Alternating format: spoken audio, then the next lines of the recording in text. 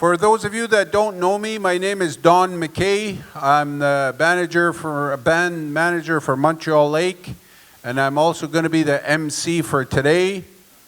So we'll get started in a few minutes. I see there's still a few people outside.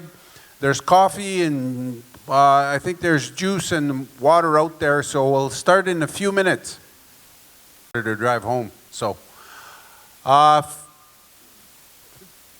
the first thing, we always start our meetings in a good way.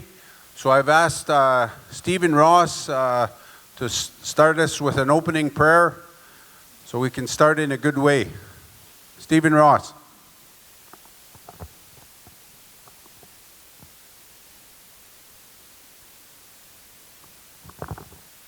Thank you.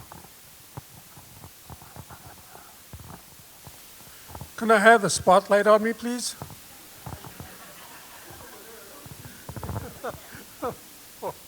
Just kidding. I'm here to find out when we get our cows and plows. Everybody else too? All right. I got it in my hip pocket here. Anyway, it's good to see our family, relatives, friends, people we haven't seen in a long time.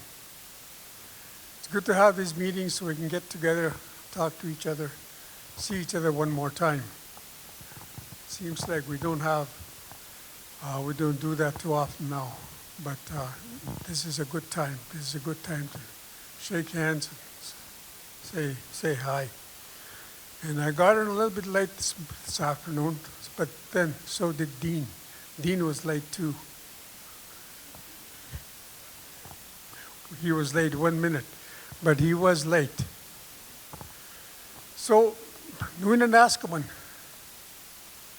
Nuin naskaman yung mga tao na. Yung daw ay, yung takos niya. Kispin ko inipo na ako, kang inipo na ako. Muna ka dahil sa nipo. Yeah, you can sit down, you can lie down on the floor, you can sit on the floor. That's what I tell people, and that's what I really, really believe in. If you're sincere, the Creator understands that you're trying to talk to Him. Okay, so I'll say it in my own language.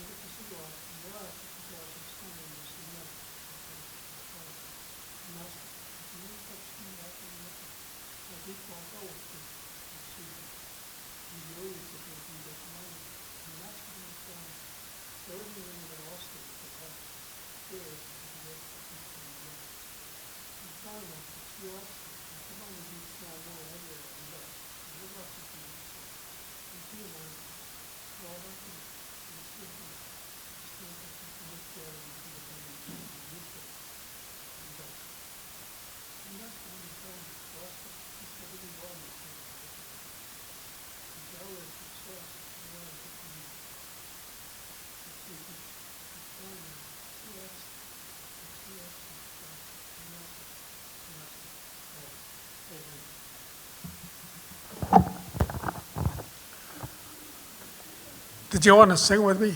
Sure. All right. What do you want to sing?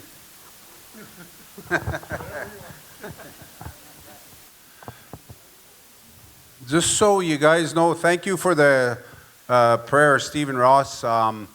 Just so you guys know, the agenda is on the screen here. This meeting, the purpose of this meeting is to go through the agenda and have reports from all those different programs.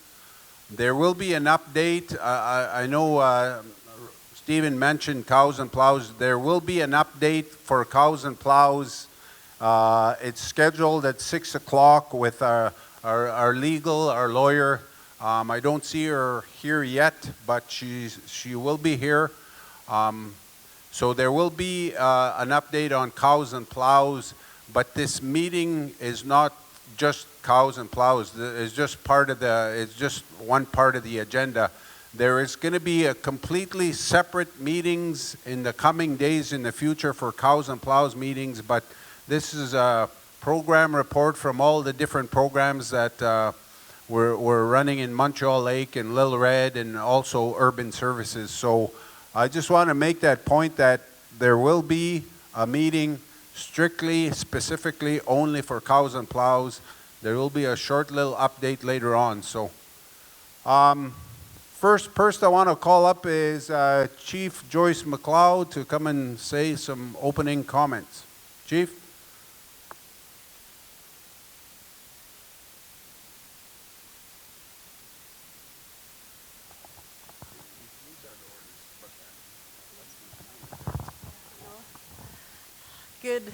Good evening. Now, Nanaskaman.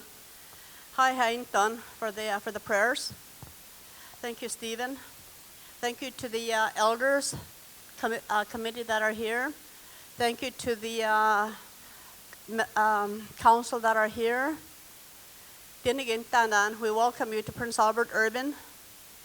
I want to first thank the Creator for bringing us here. We're sending our condolences, extending our condolences to the Halkett family in Timber Bay. The Bird family this morning. It's always a shock when you hear about one of your friends that you grew up with in Montreal Lake to be passing on. But we just never know. We just never know when it's our time. Sometimes it is. I'm supposed to wear my my bonnet, my headdress this afternoon. Sometimes you get so emotionally drained that whatever happens in our community, all these deaths that we've been dealing with from this year, 2025, it affects all of us. Sometimes all we can do is pray. Nistanan. We feel for the family. Nistanan, we heard for the family. But last night, it was a good day. It was a good evening last night when we were in Saskatoon. We had almost 100 people. And it's almost like, and that's what the band elections, the band assembly should be about. It should be about bringing people together to learn about the programs, bring people together. Because, we have 2 assemblies a year. And that's the only time the members can get together. Remember, there's no band meetings anymore. So this is a band assembly. According to the Election Act, we have to follow the band assembly's band election act. And this is one of them. And we had an excellent time yesterday in Saskatoon. You could just feel the excitement. You feel the positiveness of people last night. And the reports were excellent. You went there to try them, and when we go to assemblies, there's always certain questions that people ask. And the first question that they ask is, are we broke or not? Obviously, we're not broke. Another one is, when do we get our cows and plows? That's another question. Another question is, how much does the chief make? That's another question. But you know what? It's I want to thank the people, the organizers that put this on. I want to thank Don Mackay, our band manager, for emceeing. I want to thank each and every one of you for coming in here with an open heart, with open ears, so you can learn what's going on in the band, in their band. I want to introduce the council that are here. Some of them are late. I want to introduce I'll get them to come up here so you know what your councilors look like. Sometimes they say, we're almost like Sasquatches. We hardly ever see you. So that's what you look like. So I want to ask the council to come up and introduce yourselves. We have good council, young good council, all educated. Be under the spotlight. Just kidding. They're all educated and they enjoy their work. Just real quickly, I just want to welcome everyone to our annual assembly. For those of you that don't know me, my name is Dean Henderson. I'm the Vice Chief for Montreal Lake. Some of the, I guess, programs that I oversee, the big ones are education, post-sec. We have Bonnie set up back there, a little more information for anybody that wants it.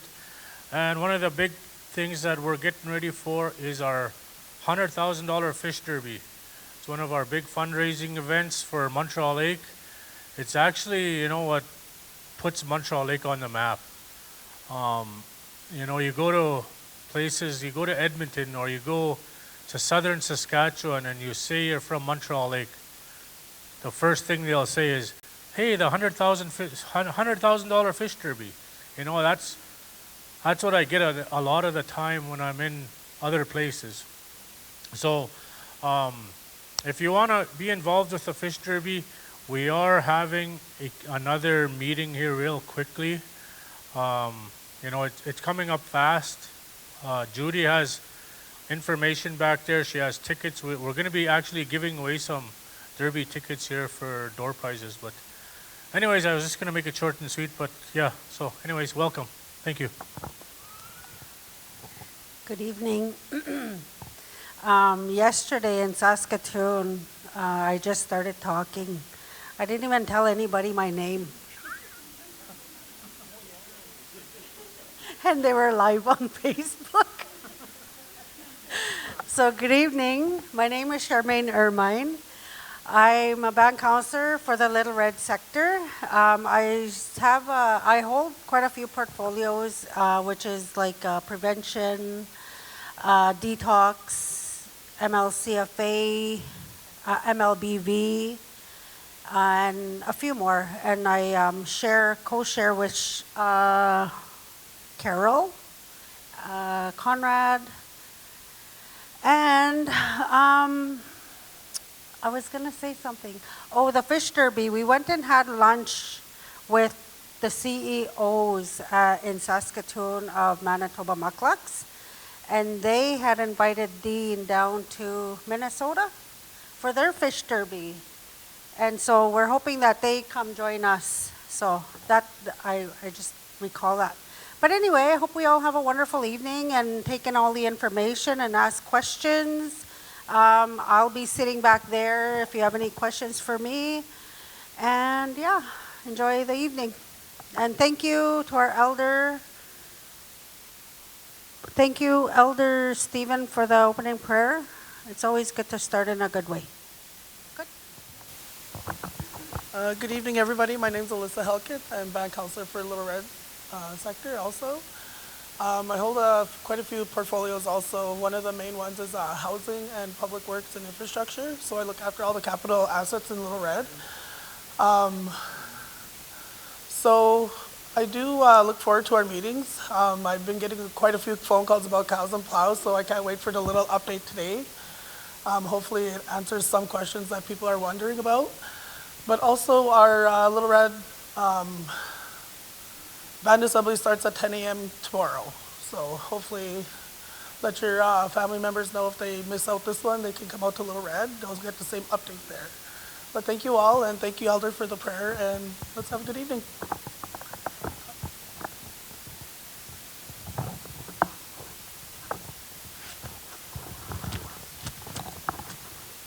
Hello, my name is Conrad. As you can tell, I'm probably kind of new to public speaking, but it takes a little bit of notes. And thank you for the prayer. I'm the newer band counselor here, a couple of months in, and I'm the on-reserve band counselor for Montreal Lake, or one of the four. And I also share portfolios with Charmaine and Carol, which is in prevention and detox. Also, I do the church and culture, elder support, the membership, the communications, Cree language with Tuskino and all that. And also I'm also actually here to support our program reports that we're doing here today. And also I also have a couple of cameras going here, one in the back over there. Millhouse is operating a regular camera. I'm editing it later for the community's purposes, and I'm also live here on Facebook on my own phone. So the audio will be caught on this area, so just a little warning. And also thank you to the Urban Council here that is here today. I think Eldon is on a break. And the Little Red Council here, Alyssa and Charmaine. And also for the fellow council, and thank the chief for her strong leadership. And also the staff that are here today, you can see back there, they're hardworking, and that's what we like to see. And thanks again.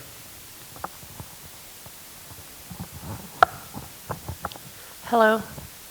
Good evening, everyone. For those of you who don't know me, my name is Carol Natauho. I'm one of the band counselors for Montreal Lake on Reserve. I want to give thanks to our Creator for allowing us to be here. Give thanks to our elder for our prayer. I apologize for being late. I swear I was early here. I got here at 3:45. No, I just went and I was driving and seen one of our members walking, and it's cold out there, so picked him up and brought him here. Told him we're having a meeting and supper, so yeah, I just want to give thanks to our staff for the work that they're doing to ensure that our assemblies are run very well. Yesterday we were in Saskatoon, and it was a really great assembly, updates from different programs. And I want to say, acknowledge our team here, because it was our very first assembly in Saskatoon, and got to meet a lot of our members there that I've never met before.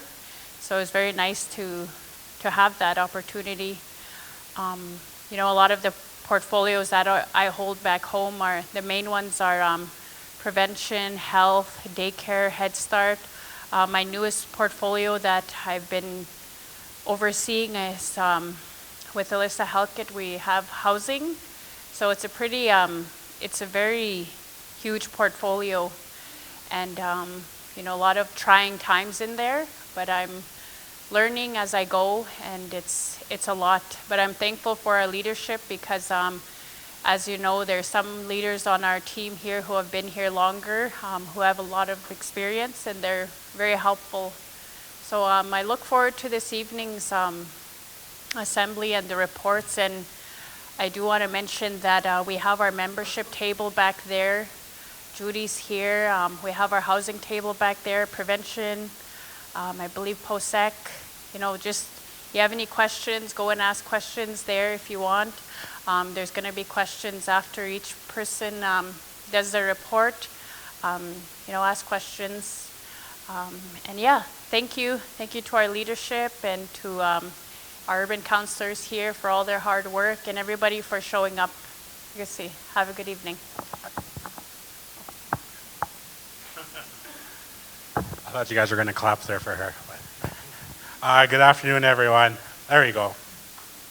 Good afternoon, everyone. I apologize, kind of a little slow today, slower than usual for me, just with my health. But glad I made it here. Glad everyone made it here. Thank you to elders that did opening prayer for everyone today. I'm glad everyone got here safe. For those that don't know me, my name is Troy Nadehout, band counselor on Montreal Lake Reserve there. One of the biggest portfolios I have is Public Works. I look after all the big machines. I sit on capital projects, so all the major projects in Little Red and Montreal Lake I look after. Usually I help out in band buildings as well, infrastructure, so I'm all over the place with projects. My newest one is social. I just got that, I think, last month, so working with Val in that. My other one is I look after like fire crew, fuel management, all those kinds of stuff, all of the outdoor, big equipment kind of deal. So glad everyone's here. I hope everyone has a good evening. Thank you.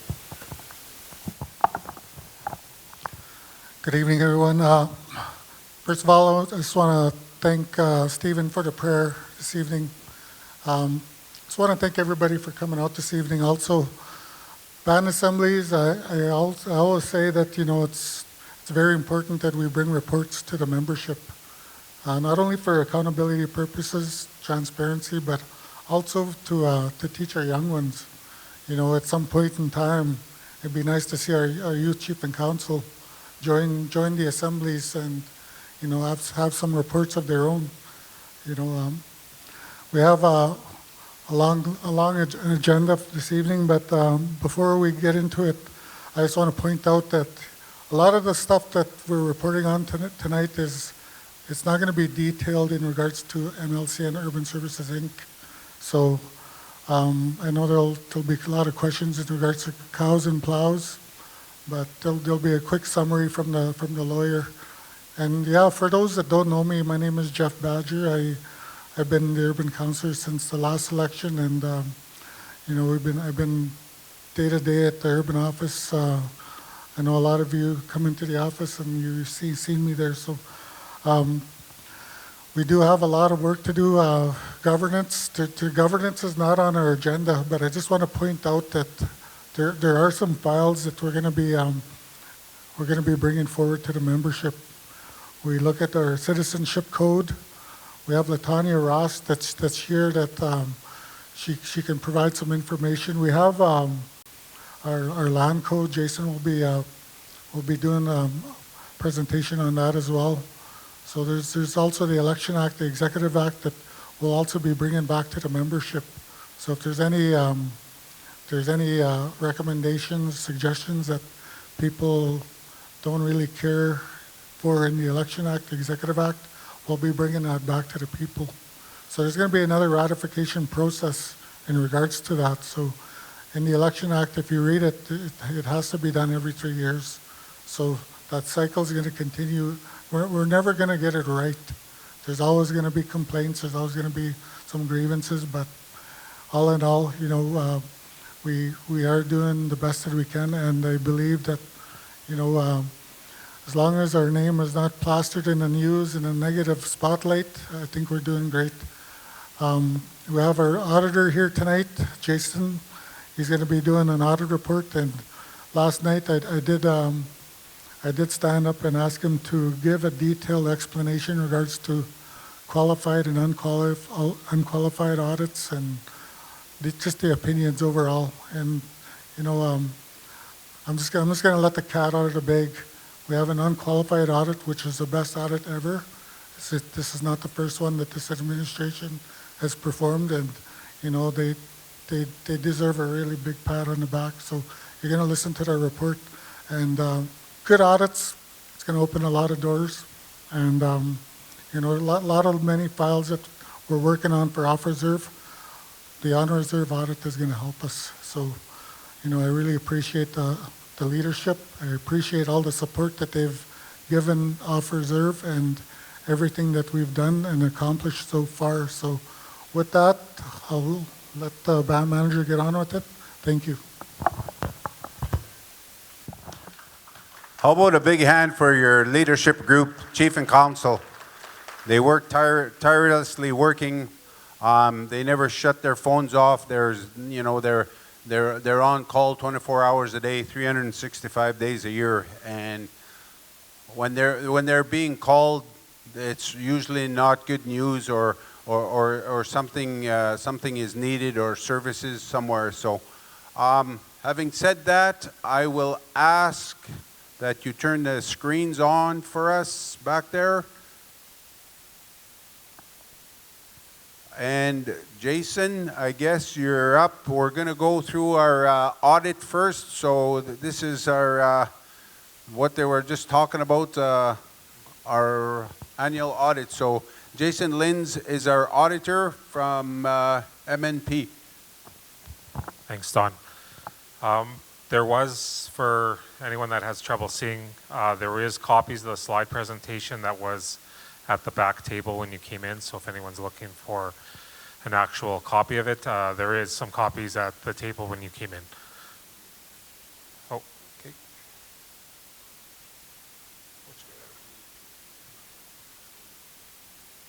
Sure.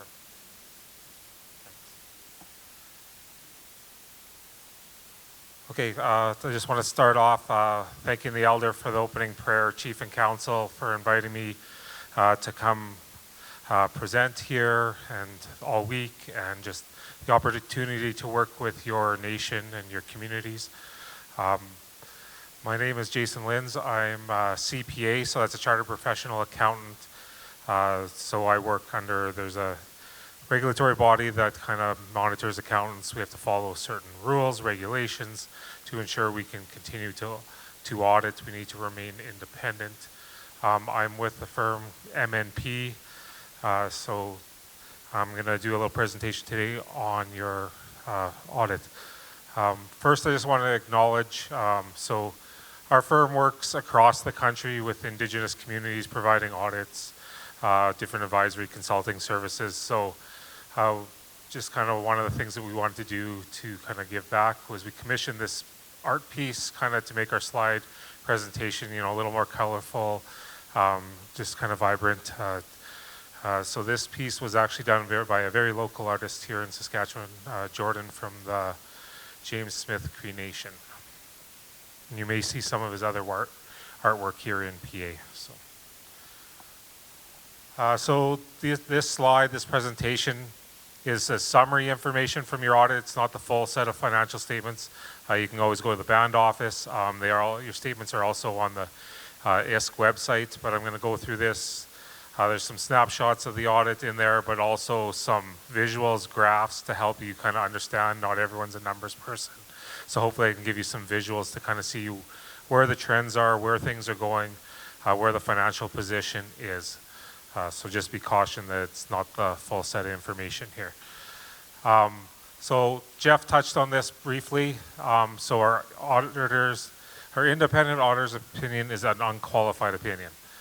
So unqualified means no qualifications. If you have a qualification, that's kind of a bad thing, because we're saying everything's good, but we qualify on this not being good, but that's not the case here. We have an unqualified.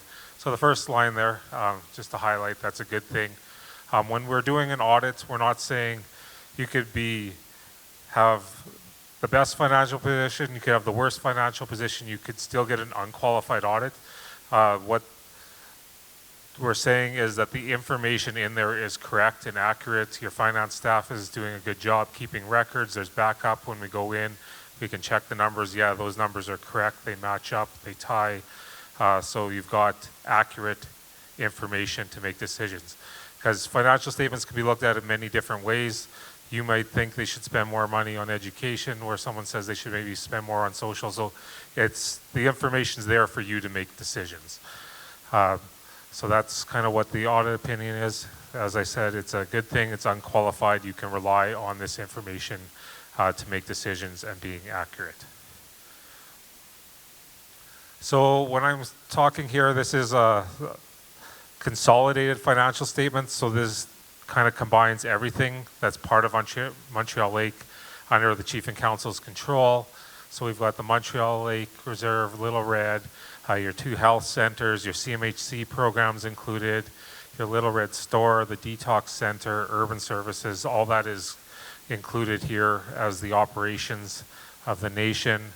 We also just accounted for a little bit differently, but we do have Montreal Lake Business Ventures in there. Just they are accounted for on kind of like as an investment, and I do have some information on Montreal Lake Business Ventures near the end. What's not included, so certain things, PAGC, you do have a small ownership in that, but that's not included. The funding you get from them is included, but you don't control and don't kind of share the profit loss, so you just get some funding from them. Montreal Lake Child and Family, as it currently sits, is not controlled by Chief and Council. They have a separate board, separate agency. They're supposed to be arm's length, so that is not included in this report. And then there's a separate sports and rec thing that's run by the community. So first I'm going to talk, there's mainly 2 main parts of financial statements. First is your balance sheet or statement of financial position. This statement kind of tells you what you own, your assets. So assets are things that you own, like cash, buildings, you've got money owed to you, And then what do you owe? So who do you owe money to? Sometimes you buy something from a supplier, you don't pay it right away, so you owe them money. You owe the bank when they give you a loan. Those are things that's your liabilities or your debt. So here's kind of a summary of all that in your numbers. I'm gonna kind of give you some visuals to kind of highlight what this means and kind of how it's trended over the past few years. So the first thing I always want to look at, and I think the chief brought this up right away, are we broke? Can we pay our bills in the near future? So when assessing that, we always want to look at your current assets, things that are cash, accounts receivable, which are essentially, for example, your funder says they were supposed to pay you at the end of March, but they didn't pay you to April, but you know you're going to get that money because it related to last year. And current liabilities, so you got to pay your suppliers right away. Can you pay them? So the difference between these two is working capital, because if you have more liabilities than assets, then you're going to have a negative amount. So this is, you look at the top, the green line there is kind of current assets, what you have for cash, receivables, and then the orange line is what you have to pay. So we go back to 2020, you guys were in a position where you had essentially $4 million owing in the next year that you weren't able to pay. As we went through COVID, a little bit less programming going on, you were actually in a positive position in 22.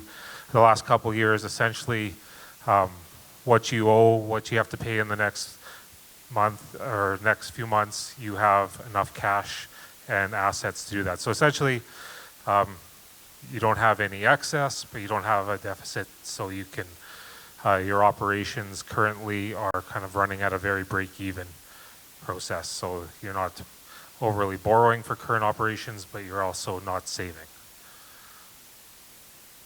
Net financial assets, so this is more the same thing, but on a long-term scale, where you're going to be sitting long-term. So we look at all your financial assets, so anything that could be converted to cash.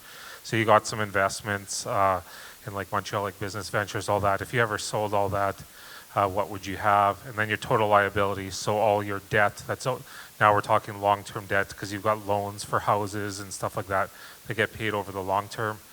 So then we have a difference. Is it going to be positive or negative?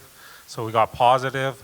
That means you've got a surplus, you've got some extra money, you can use that in the future. But if you were in the negative position, that means as your money funding comes in, you're going to have to use it to pay back your past debts. So where's Montreal Lake sitting?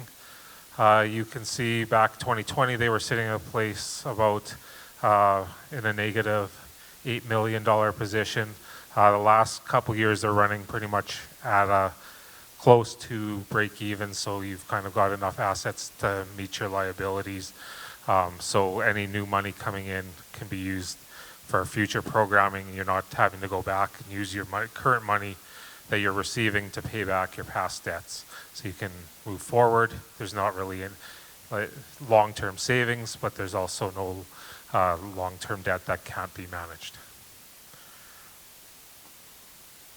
The other thing on your balance sheet, you'll see at the very bottom you have tangible capital assets. So this is essentially your infrastructure, your houses, all your buildings, school, there's the health center, lagoon, all that on the reserve. So you want to see this, essentially your capital assets. You can see it's trending up. The green line here is what is taken out in debt. So that's how much you have to pay for it. So we subtract off what you have to pay for it, and the orange line is what you've bought and paid for in capital assets. Over time, that number goes down because we depreciate or amortize is what we call it. So every year you use those buildings, they become worth less, and those assets become worth less. So unless you're putting more money in, that orange line will start to go down, and that means your infrastructure is deteriorating, depreciating, going down in value. In this case, it's going up, which is a good thing. You want to see it continue to go up because that means you're increasing the value of what you have for infrastructure. Accumulated surplus, so you might have seen this number on there. You would have seen, it looks like the nation has a big surplus. The surplus is broken down by a few things. Mainly that previous slide I just showed is where a majority of your surplus is sitting. is in those capital assets.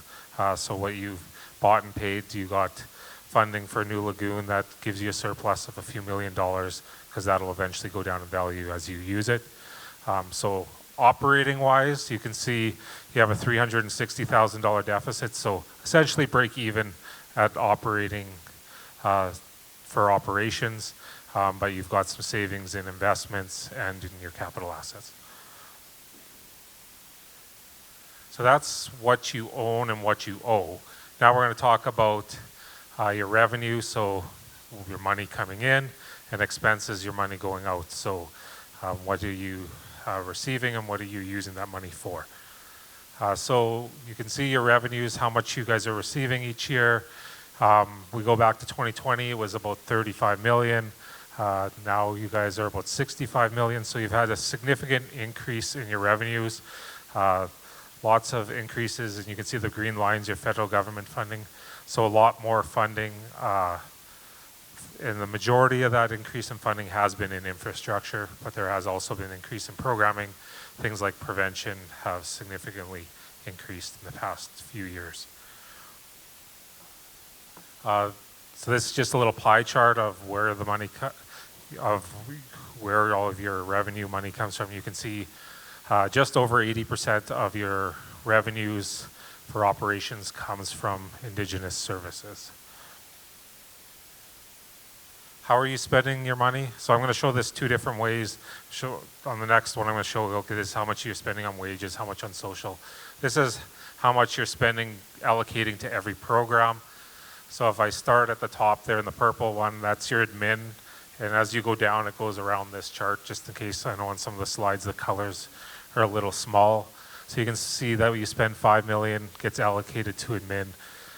You've got $11 million piece of the pie that goes to social, $9.4 million that goes to health, 9.1 here is your education.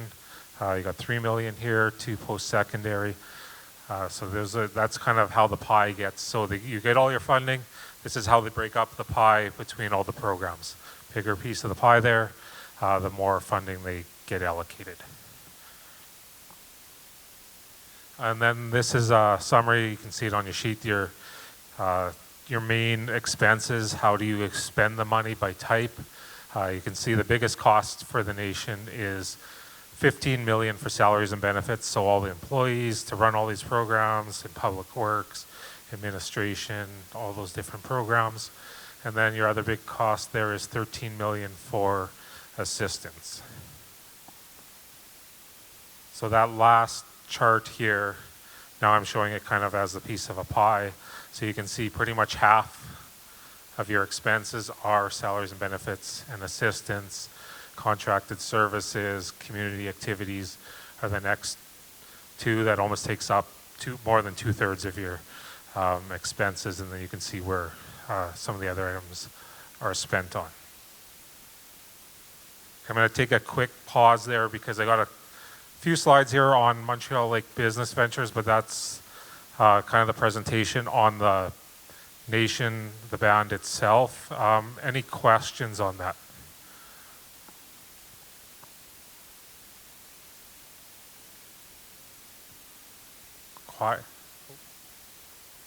Quiet for now. I will give you a second chance as I go through. Oh, yeah.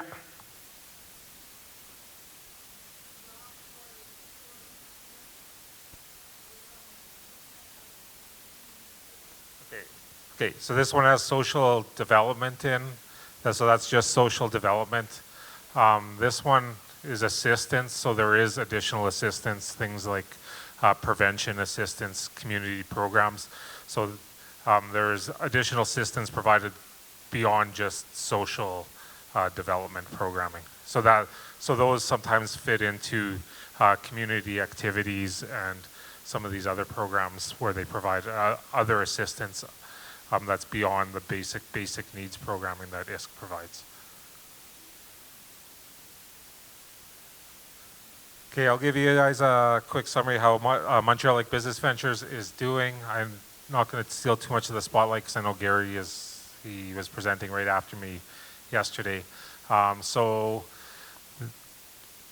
Montreal Lake Business Ventures includes forestry products and your store that's located out in Montreal Lake, as well as some other investments. So you can see their statement of financial position. They're in a very healthy position. Back to how I talked about what do you own and what do you owe. In the previous with the nation, you can see a Montreal Lakes Business Ventures position. They own $12.9 million of assets, investments, cash, etc. And they only have liabilities of $255,000. So pretty much everything they own, they don't have to use much of that to pay off any suppliers or debt. So here you can see, you take this slide from the band and compare it to this in a much different position, very positive. Everything is in a very strong working capital position. Your portfolio investments, so this is, you've seen a $7.2 million amount on there. You can see this is what Gary's going to touch on some of these in his presentation, but big one is this Blue Moose Clothing or Manitoba Muckalucks. You've got a $3.5 million investment in them, $1 million in One Sky Forestry Products, $2 million with Prince Albert First Nation Business Development LP. You can see your percent of ownership is all here, and then at the very far right is what it was worth at March 31st last year. Their revenue, so this is where they get the revenue, forestry, retail store, and investment income. Consolidated statement, so this is their income statement, so you can see their revenues, where they're getting the money from, retail store, forestry, as well as some other types of revenue, investment income, other forestry income. You can see they had a surplus last year of just under $1 million. This here you can see there was a fair value bump on Manitoba Muckalucks in 2021 that kind of skews the chart. But you can see the revenues, for the most part, have been consistent with a slight increase as it trends upwards. This is, I'll provide a little information. This is on the store. This one gets a little more interest when we're actually at Montreal Lake. But for every dollar you spend at the store, where does that dollar go? So 70.6 cents of your dollar just goes for them to buy the product themselves, to buy the fuel, to buy the cigarettes or the groceries. Then 11.2 cents of that is so they can pay the wages, the employees, the managers, everyone running the store. Then you got 8.5 cents is your rebate to your member. So your member, that's what you guys, they pay back. And then you've got 8.4 cents is what they keep for their profit and to continue to operate in the store, reinvest, do improvements to the store. Your operating segments, you can kind of see how retail did and forestry did. There's some information there. And then this is how they, their expenses, you can see their main expenses are salaries and wages, as well as some contracting fees and professional fees that they incur to operate as you would expect for an investment type business. So any questions? I know I went through some of that quickly. I know some people love numbers and graphs, some hate. Yes?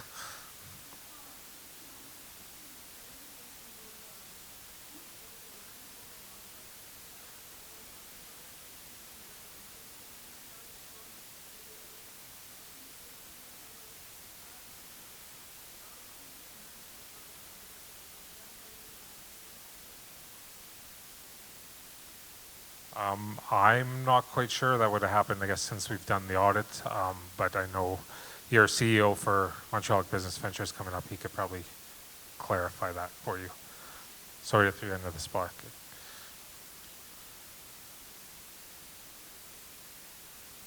Okay, thank you everyone. I will be here for a little bit. If you feel more inclined to not ask in front of a big crowd, I can help answer some of your questions. Thank you.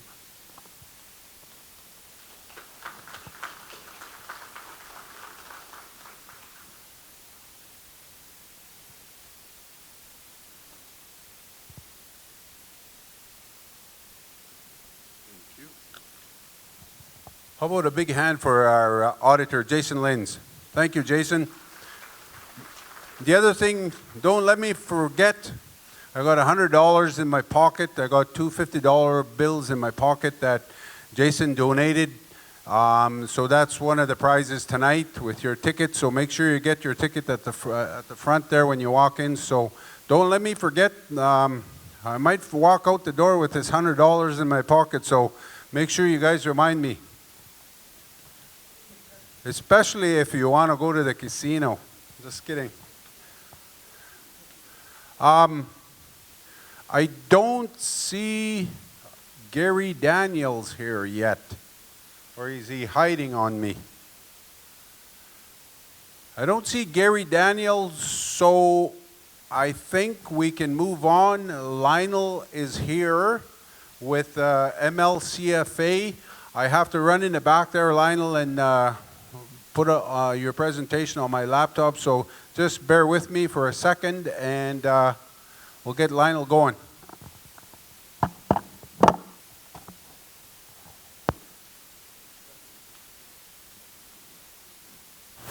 Testing. Okay, Lionel, I think your presentation is going to be on the screen here right away.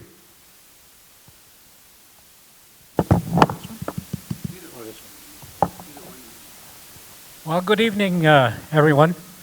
I guess it's once again for another report to the Assembly. I did one in Montreal Lake last year, and unfortunately I couldn't make the rest. But I just wanted to bring up to date where things are at with the Child and Family Agency.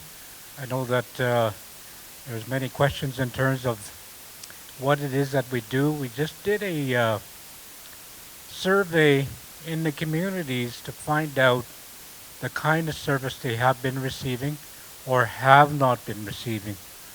And it was quite telling that the agency has to have more communication within the community. There has to be more compassion. There has to be more efforts made to help those people that are struggling to hang on to their children. And I know some of the comments indicated that Montreal Lake, I want to relay one of the comments that was made in the surveys. It said, "We make them, they take them." And when somebody makes that comment, you know that they're not happy with what the agency has done in terms of taking that child from that family. However, we're governed by provincial legislation at this point, and I know Montreal Lake and the team are working hard to create their own laws, create their own processes, and their own governance structure under their own jurisdiction. That is something that the Cree Nation is involved in with right now. And hopefully down the road, the decisions made around children coming into care will be addressed by leadership and by community members. Because one of the things that we're finding is a lot of people think that that's all we do. But I want to make it very clear that the reason why we apprehend kids is because of their safety, and safety based on provincial regulations.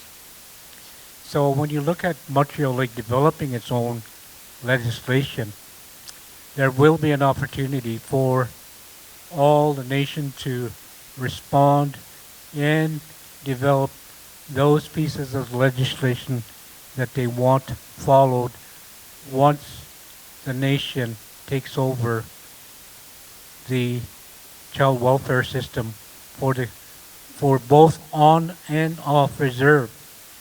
I may not follow the exact presentation on the board, but I just speaking from my mind in terms of what I think I need to get out to the community is that right now, as most of you are aware, there's no funding available for off-reserve membership. And to me, that is one of the biggest discrimination issues that should be dealt with by leadership. Not only do they not get prevention funding, they do not get any funding for capital. So if you need an office space for the off-reserve facilities, there is no money being made available for that purpose. And to me, just to give you an example, what we did was we did an assessment on the Montreal Lake On-Reserve Child and Family Agency.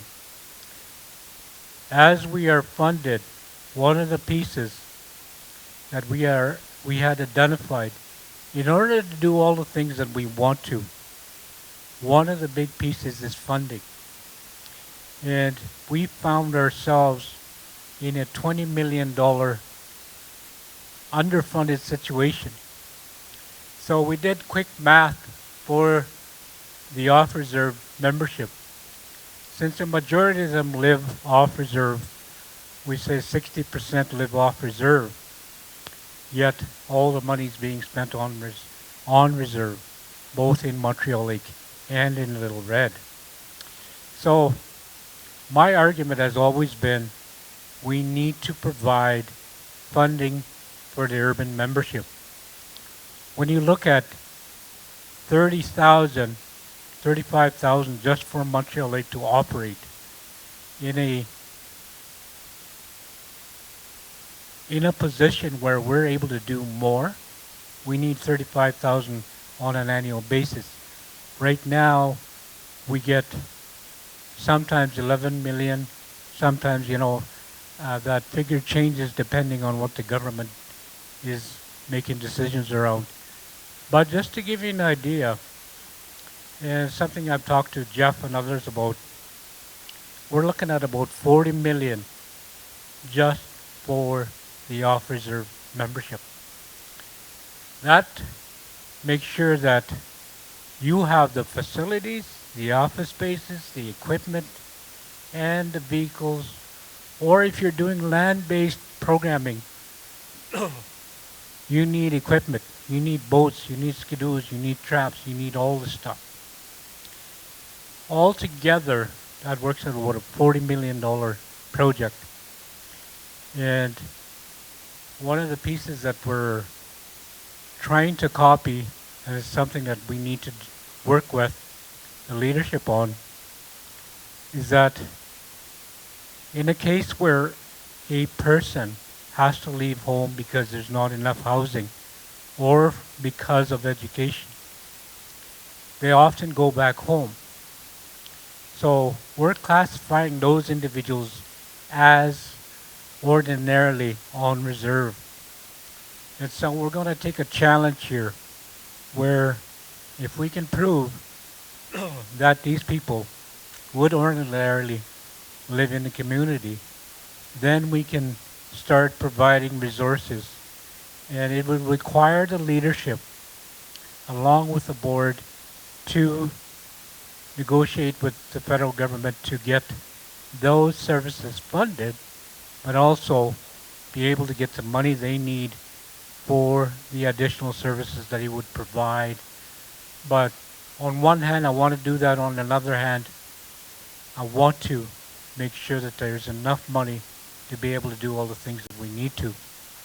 And how that structure would look like, I think Jeff and a few others within the urban centers are looking at what would the structure look like? Who would manage the service? What type of service would they provide? What would be the rules around, which child, do they do apprehensions? Or is it all prevention? Well, unfortunately, life is what it is. There's always going to be apprehensions, partly because we do not have a full service, meaning we did a an evaluation on the Child and Family Agency services. And one of the items that came up was that they wanted the agency to provide more detox and more treatment. However, when you look at the rules of government at this point, we don't get funded for those kind of initiatives. So the challenge is going to be, how do we do this collectively? How do we ensure that families, parents that are struggling with addictions get the supports that they need so that their kids can be safely at home? So that is going to be the next target, Jeff and others, Chief, that we're going to have to work on. One of the ideas that we presented to leadership and to the Yorkton Tribal Council is to do a joint venture. When you look at those facilities that are sitting empty at Little Red, what we're proposing is that that facility be turned over to family treatment so that the moms and dads and their children stay in one place and ensure that they receive whatever treatment they need. Because one of the issues that we're finding is that we do operate Camp Hope, and it's only for moms and their children. But often the men are left out of the process, and we find that, once individuals come out of Camp Hope, they have no other place to go. Sometimes they don't even have a place to live. So there's many issues that we need to address. Housing, for example, is a big issue. The aftercare service. The agency does not get funded for aftercare support services. Health center is also not fully funded in that area where they can provide more mental health services, more addiction services, and those kind of things. Those are the two main reasons why kids come into care. When we get a report from either a leader or from a community member, we have to follow up. We have to go find out what's happening in that home. Sometimes we travel with the RCP. Sometimes it's the RCP calling us and saying, go do a house check on a house number or whatever. We are obligated by the law to go and check. And if we find that there is an issue within that home where the children are being left and not being cared for without adequate food, adequate protection, or adequate accommodation, by law we're supposed to take those kids. But I grew up in a home with no power, no running water. I grew up in a one-bedroom house with 12 kids. I think I did okay. I'm still here. And, I was not removed from my home until I was 5 years old. At that time, I spent the next 10 years in residential school and as well in foster care. I grew up out of a farming community out of Borden, Saskatchewan, just out of Saskatoon. I experienced what the kids experience today.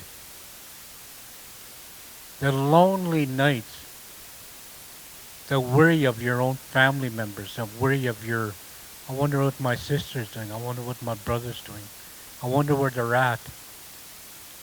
And often wondering about my own parents.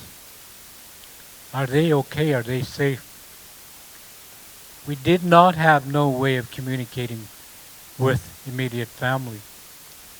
Never mind communicating with the extended family and also our own community. I came back to the community at age 14 and I hardly knew anybody. So it took me a while to know who was family, who was extended family, how families connected and so on and so forth. But can you imagine what we do to those kids when we take them from their parents? And then we take those kids and send them to Edmonton or send them wherever there's foster care. When we put them in group homes, I feel that we destroy those kids. I feel that they don't deserve this because they're not the ones having issues with drugs. They're not the individuals that are having issues with alcoholism. Or they should not be held responsible for the homes that they live in. It seems like the agency, because of the way the federal and provincial governments work, we're left creating those situations for our kids. And it's got to end. It has to stop. So I'm looking forward to the next few years when we finally develop our own child welfare laws for both on and off reserve so that kids do not have to be removed from families or from their homes. One of the things that we've identified as you look at the board, you see the board membership, you see the administration, and then you also see the purpose of MLCFA. These are the board members that give me direction in terms of what I need to do in every given year. And every year we develop a 5-year plan that gets sent to government, goes to Ottawa. But you know, what is the purpose of doing a 5-year plan? When they don't match the plan with the resources that are needed in those communities. Because as I mentioned earlier, there's a lot of services that are required by the urban membership. Take example prevention. Can you imagine having the ability to be able to provide prevention services off reserve? Being able to fund activities, workshops, you name it, in the urban center. Things to help our people deal with either childhood traumas, violence within the home. You know, these are all things that we need to work on. And when I look at leadership, their hands are tied because they don't have the resources to be able to do that. So now, I think we have that great opportunity to change that picture. It is by developing the off-reserve child welfare system, but also developing the on-reserve child welfare system in a way that makes a positive change that helps people deal with their emotions, that deal with their mental health issues or their addictions issues and so on. So when I speak of all this stuff, I'm a really strong advocate that we need to take a collective action against not only provincial government, but also the federal government in terms of getting that exact dollar that we need to be able to do all the things that Montreal Lake needs to do. Then we're not blaming ICFS. Then we're not blaming leadership. You're not doing enough. Well, how can you do all this stuff without no money? So I ask each one of you to think about, in the coming months, what are the rules, what are the laws you want implemented as part of your child welfare system? One of the big pieces that has come out recently, I think you're all aware of the Human Rights Tribunal system that found Canada was discriminating against First Nations agencies. So that resulted in negotiations that were flawed from the start. And those negotiations did not include your leadership, did not include the agencies, or even the FSIN. That negotiation happened between AFN and the Chiefs of Ontario and the Chiefs of Manitoba. My issue with all of this is that they don't represent us. Our needs are different than theirs. There needs to be a needs-based negotiation process. When I look at Montreal Lake, when I look at even PBCN, for example, or La Ronge, their needs are totally different than somebody living out of the big city of Toronto on an urban reserve. Their needs are gotta be totally different. They have hospitals close by. They have, health facilities close by that are better than any service we receive in Saskatchewan. So how can they know what our needs are? One of the big issues as well is the cost of services for child welfare are a lot higher the further you are from center like PA. The further you go from PA, that service costs you more. People don't want to go work in northern communities because they can make just as much in PA, as an example. So one of the things that the chiefs across the country lobbied for was additional funding the more further you are from centers, and that's called remoteness funding. That remoteness funding then is given to the nation through their prevention program, through the CFS, through the prevention program, but also for protection services. So if we're going to recruit people to come and work in Montreal Lake, we need to look at sign-on bonuses.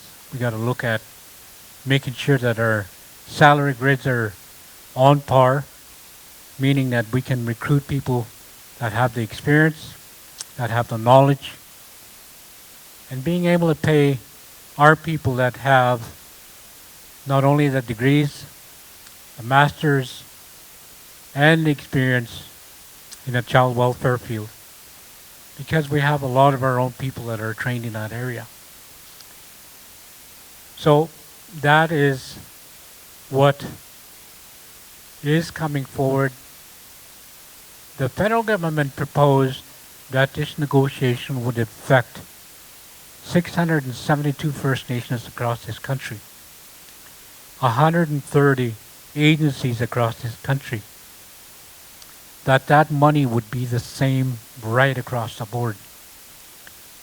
And who would administer it?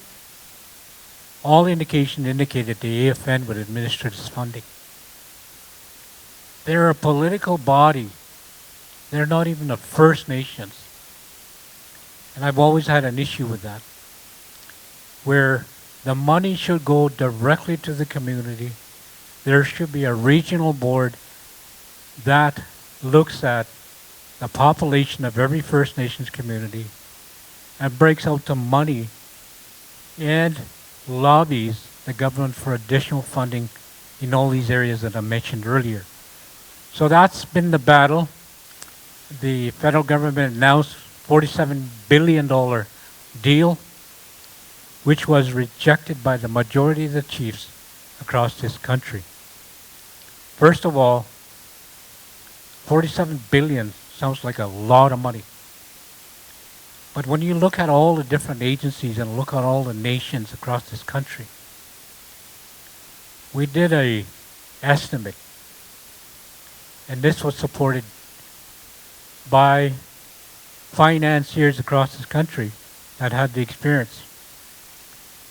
Based on 47 billion a year, right from year one, we'd have been 10 billion short in all of Canada. So is that true negotiations? I don't think so. And that's what I mean by needs-based negotiations. So now, where are things at? The process has stalled. The AFN got direction from the members, the chiefs, and their delegates to go back to the table and negotiate for more funding. And so that's where it's at.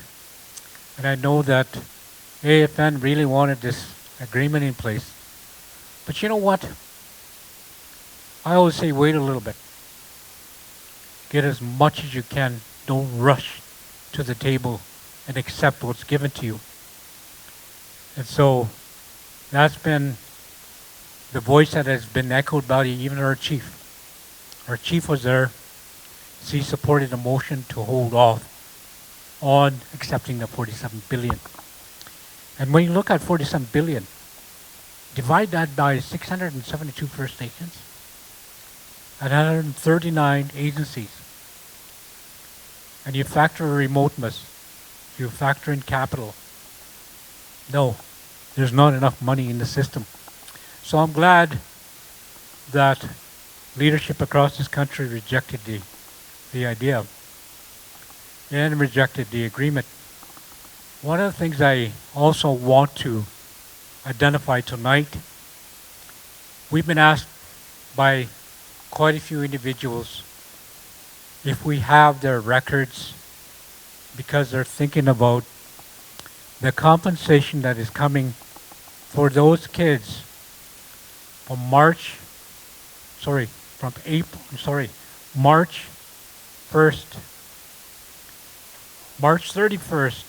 1991 to 2005 of April. Those kids that were apprehended by the agency all can claim $40,000. So if any of your family was ever put in a situation where the agency apprehended your kids, those kids are entitled $40,000. I just want to be very clear that that $40,000 also applies to those family members that lost their kids because of one reason or another, but that $40,000 will not be given to parents that caused the problem. So let's be clear on that one. But because of some parents not having a job, some parents not having a place to live, and the agency takes their kids away, they're entitled to 40,000 apiece. So there's also another class, and that includes if I was taken away by Montreal Lake Child and Family Agency, my siblings suffered as well. That court case is still not resolved, but the intent is that they would receive 40,000 apiece each, because they suffered just as much as I did, because I was removed from them, including the parents. As long as the parents did not cause the child to be removed, they'd be entitled to that 40 grand. So, when does it start? It starts this coming March. Who's going to do it? It is going to be the people that are doing the water claims, that are doing every other claim. Deloitte and Touche will be hiring, I think they said about 120 workers in Saskatchewan to collect names of all those children that were removed by welfare agencies across this province. So, as long as you fall within that time frame, you're entitled to submit a request to be funded 40,000. However, if you suffered additional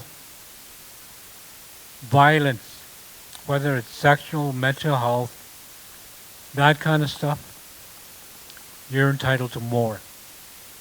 The dollar amount has not been determined at this point. But the first piece is if you were removed within that time frame, you're entitled to 40 grand. Then the argument for more resources and all that stuff will happen at a later point. So, if it's starting in March of this year, which is only a few days, a couple of months away, we should be collecting that information. Well, I want to tell you that we have to keep records of every child that's ever come into care with Montreal Lake Child and Family Agency. We have all those names. We have the dates when those children came into care. And if what is discriminatory here as well, and that's something that still needs to be fought in the court systems. If you were removed off reserve from your family by provincial MSS, you're not entitled to that funding.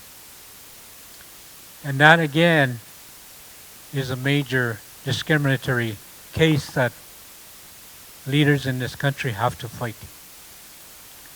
The lawyers should be lining up to deal with that fairly quickly. The big issue that also stands out, one of the pieces that we negotiated for was funding for housing when families do not have appropriate houses or they need renovations. In order to get their kids back, they had to maintain or at least make the house livable. If there's mold in the house, you got rid of the mold.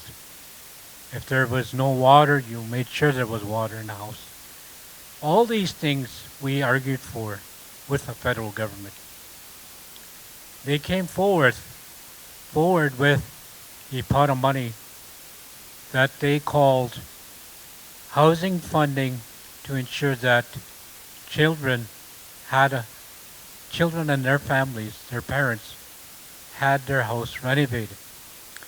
However, when you break down that pot of money, once again, you are setting up the First Nations to fail. We've got 110 kids in care. That means there's probably 50 families out there that need a house. And I know Montreal Lake has kept a record of, they did a housing needs assessment here, I believe it was last year, that clearly identified there were 200 houses short. So when you take the little amount of money that Montreal Lake gets to renovate these houses or to build new houses, you can't do nothing, really. So we can't blame leadership for that. We can't blame housing for that. The fact is, the federal government, the negotiators forgot to negotiate on a needs basis.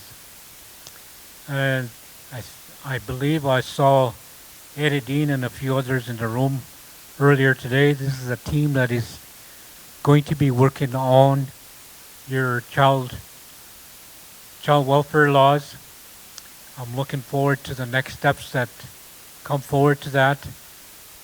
And I just had an update with one of my other directors that I work with, and we're looking at fast-tracking that process. And one of the reasons why we need to fast-track that is that we are afraid the leadership change that is coming at the federal level, we're suspecting they may slow down the C-92 process, or they might kibosh it at some point. So we want to get our feet in the doorway to say, we want to negotiate our own laws, we want to negotiate our own needs in a long-term agreement. So we have lawyers that are ready based on the direction that they receive from leadership and from this group that's going to be developing the laws. If we can get our feet in the doorway, we can take the time to develop our laws and negotiate the funding that we need to make sure that we have the resources going forward, whether it's in mental health addictions or even housing, for example. I don't see this as taking what we have now. If, for example, we get 11 million as an agency, we need 40 million and you need 45 million as an example for your off-reserve membership. So 11 million doesn't cut it, guys. Government needs to be aware when you take on the development of your own child welfare system, there's a higher cost because we want to do this right. We want to do it based on the population growth, based on a northern factor, and based on the potential of more kids coming into care. If we do not deal with those issues that I identified. So all these factors have to be taken into consideration. I, for one, would oppose accepting 11 million as we currently get.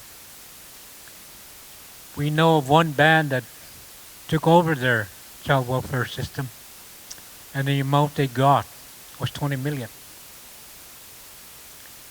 Now that same community is coming back to the table and saying, help us. We were underfunded right off the bat.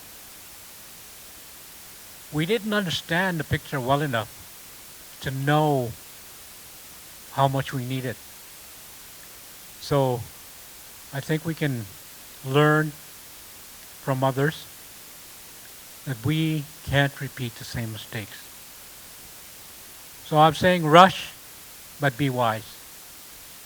Rushing means serve notice, then take your time in developing the laws and making sure you have a legal system in place. Because who's going to adjudicate your laws? You think the federal government is going to, or provincial government is going to allow you to have your own laws? Are they going to have lawyers sitting there imposing your laws to First Nations people? I don't see that happening. I see our own legal system in place that is made up by elders of the community, that is made up by women's representatives, male representatives, and even the youth. That's what I'm proposing, that we set up. And we have systems in place that just because it's your law, your law is going to supersede provincial law. And in most cases, it's going to supersede federal law. When the federal government took away your responsibility years ago and gave it to the province, they did it without consultation, without giving any thought how that might impact First Nations people. Well, we're here now. We see the impact that decision was made. And a lot of our people have died because of the decision that has been made. We've ruined a lot of lives. Young people are suffering. We see the addictions issues in our community. We see the mental health distress in our community. That's a result of federal and provincial laws applying on reserve. So I encourage each one of you, whatever it takes, let's change those laws. And let's make sure we have enough money not only to protect the young and innocent, but also to provide support to the rest of the family. So in closing, I know I didn't follow my script here. I never do. That's my issue. But I hope I provided enough information. And if you have any questions, please let me know.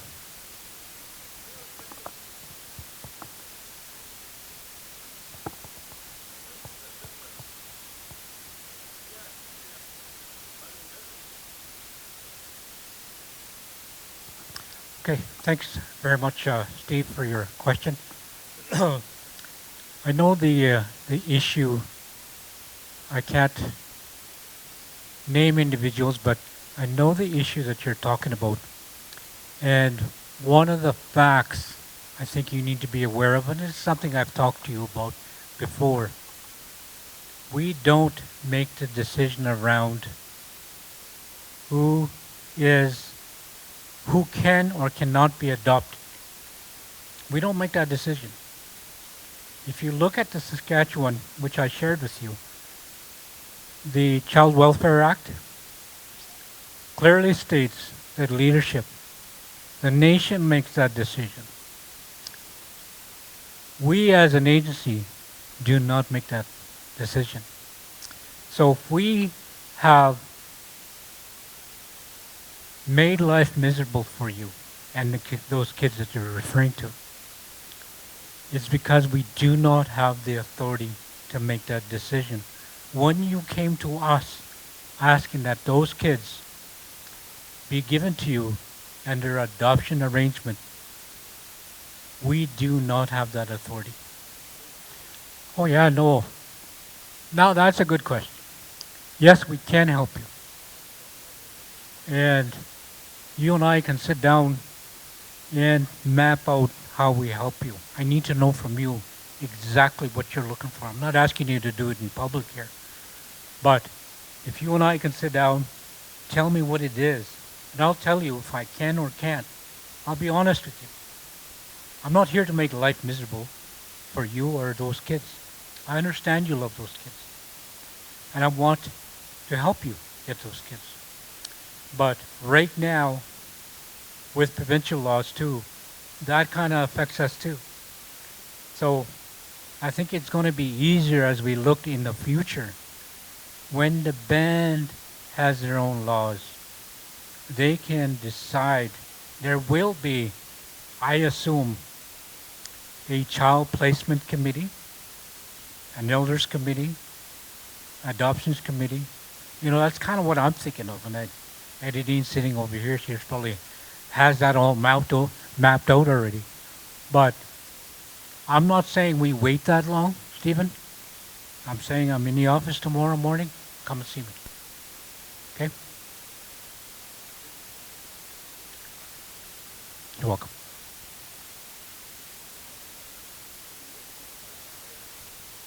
Oh, certainly, yes. I am going to walk you through. I spelled the purpose of the agency, and I explained the many issues that we're dealing with the federal government on the $47 billion agreement that was proposed to be signed but rejected by leadership across the country. And then on the very back, before I get to the very back, we talk about all the different reasons why kids come into care. These were actual interviews done in the community. We asked everybody who attended this meeting to identify why they thought kids came into care. So they gave us their responses. And I do have, is Joy here? Oh, there's Joy. Stand up, Joy. I want to be able to share these two evaluations of the child welfare system in Montreal Lake, and I will get her to pass around a paper with your name, number, and email, and we'll make sure that you each get a copy of this. This document here is all those people that look after children, and these are called caregivers. This is very telling how poor of a job our agency has done over the years. And we needed to improve. So these two documents give you what community is saying, what caregivers are saying. And the one piece that we still need to complete is the one around asking children that were in care, not only of their experience, but also, the long-term effects they've had because of being removed from families. You will never see the federal or provincial governments doing what we're doing now. And we're probably the only agency in this country that's doing it. But I felt a great need not only to improve the system, but like Stephen said, when you're residential school, when you're in foster care, that's a horrible place to be. He wants to help others. And I applaud him for that. Based on my own experience, if I would have welcomed the Montreal Lake Child and Family Agency to help my family so I didn't have to leave the community. And so when I look at the changes that are coming forward with child welfare, I look forward to that. So, Jai, if you can start that process, we'll make sure everybody gets an email copy or somehow. And one of the other pieces that I wanted to identify was our audit. And it's something that is included in this handout or in this presentation. So anyways, one of the things that we're required to do every year is that we have an audit like everybody does. Every program has an audit. And I wanted to share with you the auditor's notes and basically what it's saying for the Cree Nation. We meet and exceed auditing requirements. And so in the old days they called them, what was the term that they used? Unqualified audit, meaning that it was a good audit. Qualified means they had some issues with the audit. So thank you. So I want to say that I'm proud to say that Montreal Lake is and has received and qualified financial statements since I've been there, which is going on to 7 years. And when you look at the numbers identified here, we did our budget exercise at the beginning of every year, like I said. We were projecting we would only get $8 million from the federal government. However, we projected it would cost us $14 million. So based on negotiations, based on the things that leadership has given us support on, ISC ended up giving us $15 million. But our expenses were $15 million. So the difference here is that we carried a deficit over this year of $8,000. Out of $15 million, I say that's not bad. And this year, I'm kind of scared of this year's audit because I am projecting a surplus because of having to send children to Edmonton, where the rates are $1,200 per child, where in the province we're paying $600 to $700. Because, let me answer that. Because of the fact that there was no facilities in Saskatchewan that will take our kids.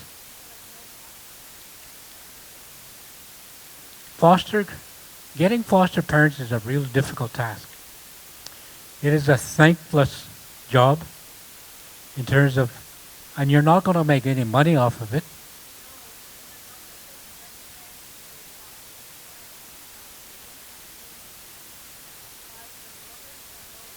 Correct. That is a very good point, and I'm glad people are taking notes, because one of the things that you need to address with developing your own laws is how do you remunerate caregivers? How do you support them? What is the financial support we should be giving to Dean if he was to become a foster parent? Sorry, Vice Chief. I need to pick on somebody. But Dean should be able to provide a living for his family. And in these cases, all the money that he gets is for that child. That's not saying Dean cannot leave work and work somewhere else, or leave home and work somewhere else. Because those kids are not only there 24/7, but you know what, the amount of money that you get for them is never going to be enough. That's the issue. That's why we struggle trying to find foster parents.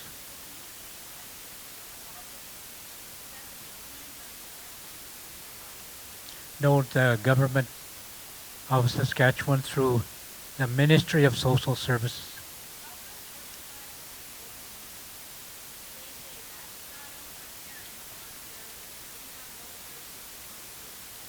For children on reserve, CFS has a responsibility. For any child that's in MSS care, it would be for off-reserve children. Those 4 houses that were recently constructed is to bring children home to live in those places on reserve, where care will be provided by people that we're training right now. We're looking at about 30 staff that will rotate night shift, day shift, and that kind of stuff. But our plan in the last couple of years is to bring every child that is in care. In the next 5 years, we want to bring 100 kids home. And we can't bring them home if we do not have the residence or the houses to put them in. There's no use bringing them back to their community when they don't have a house.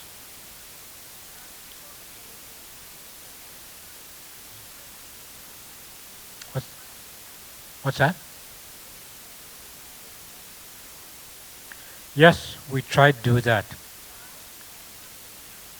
Well, I can't force you to take on a child if you're not prepared to take a child.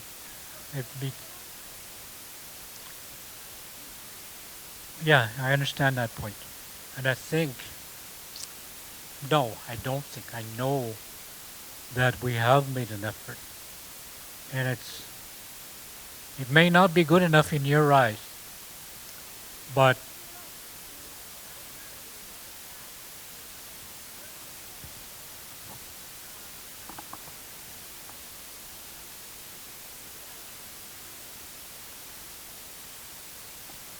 you know, like Val, I know I don't want to ask Val because she just recently joined us, but what staff have done, I'm not blaming others that have left us.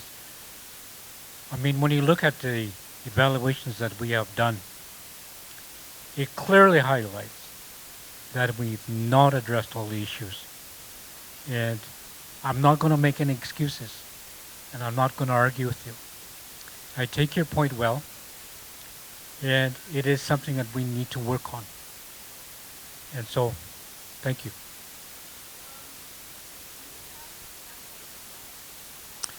I hate to admit it, yes.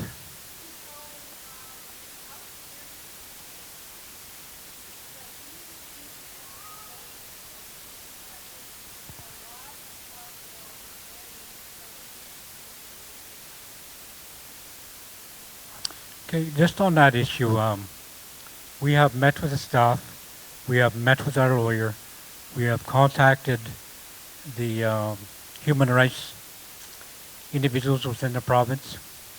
We are currently drafting a random drug testing policy and an alcohol testing policy. And the reason why we're doing it is because when you look at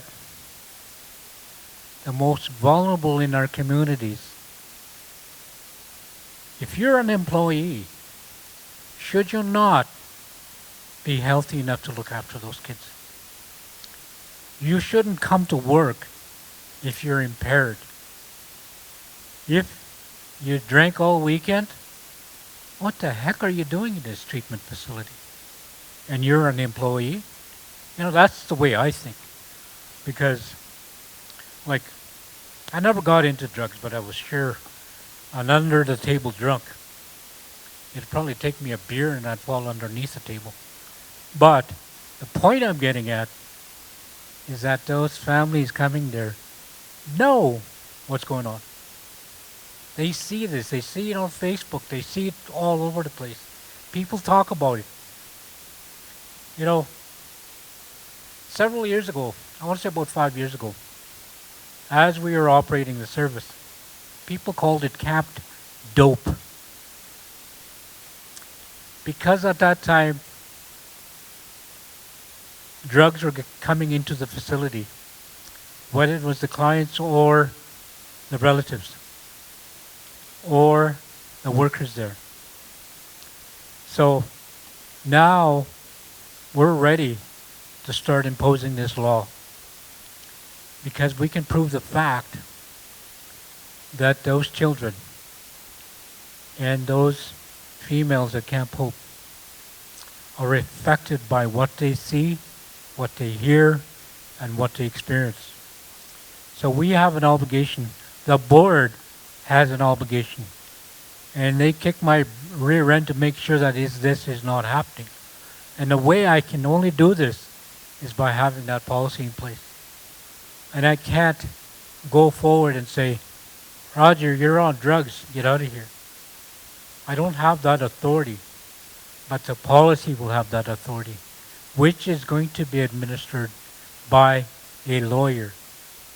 Because you know for sure it's going to be challenged in a human rights tribunal within this province.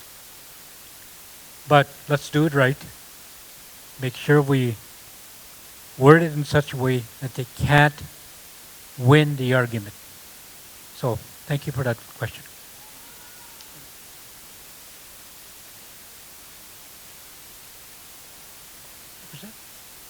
Aha. Thank you very much.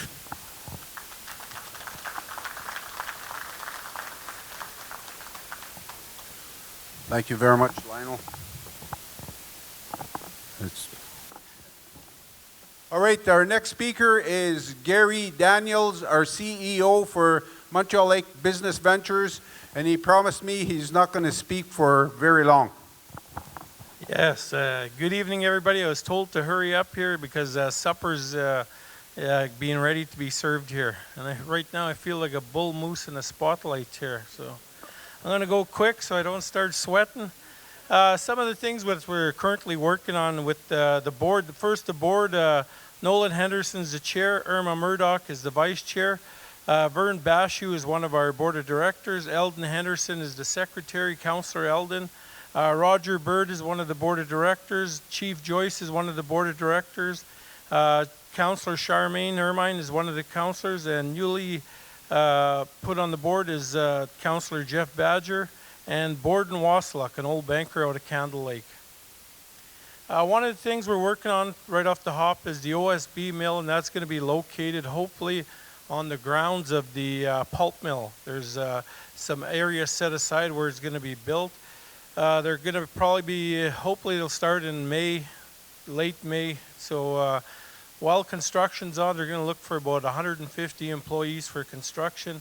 It's going to take about 2 years to build, and it's about a $550 million project. Once it's fully built, they'll need anywhere from 650 to 750 employees. That's better, light guy, light person.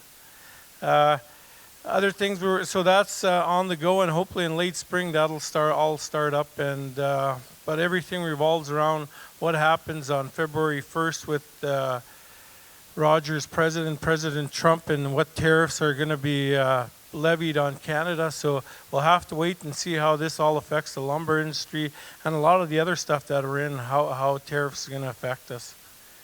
Other things we're working on, Kakawista, how we have some opportunities and partnerships. They're looking at a medical clinic.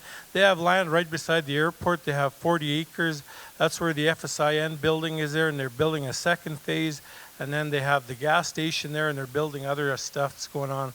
So what they want to put on there is a hotel and a conference center, a medical clinic and a wellness center, and an RTM manufacturing lumber yard. So they want to team up with us and some other bands, and so we're in discussions with them. And they also want to do some commercial land development opportunities in Prince Albert, and they'd like to partner up.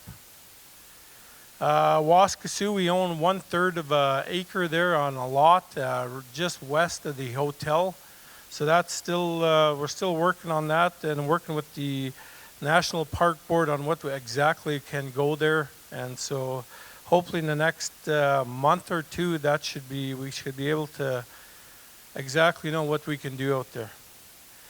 We have a website. It was completed by 2Web out of Saskatoon, Montreal Lake BusinessVentures.com you can go on, or else neatow.com. You can get on there and just take a look.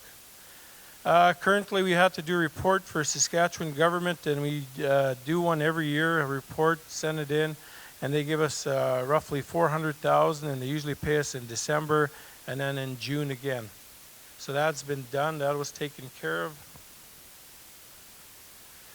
First Nations Bank, a couple board members asked me to take a look at, they had 13% of their shares for purchase, but one share cost about $780,000. So we're looking at that. I don't know, it might be, we didn't expect it to cost that much, but we're still looking into it, going through the process.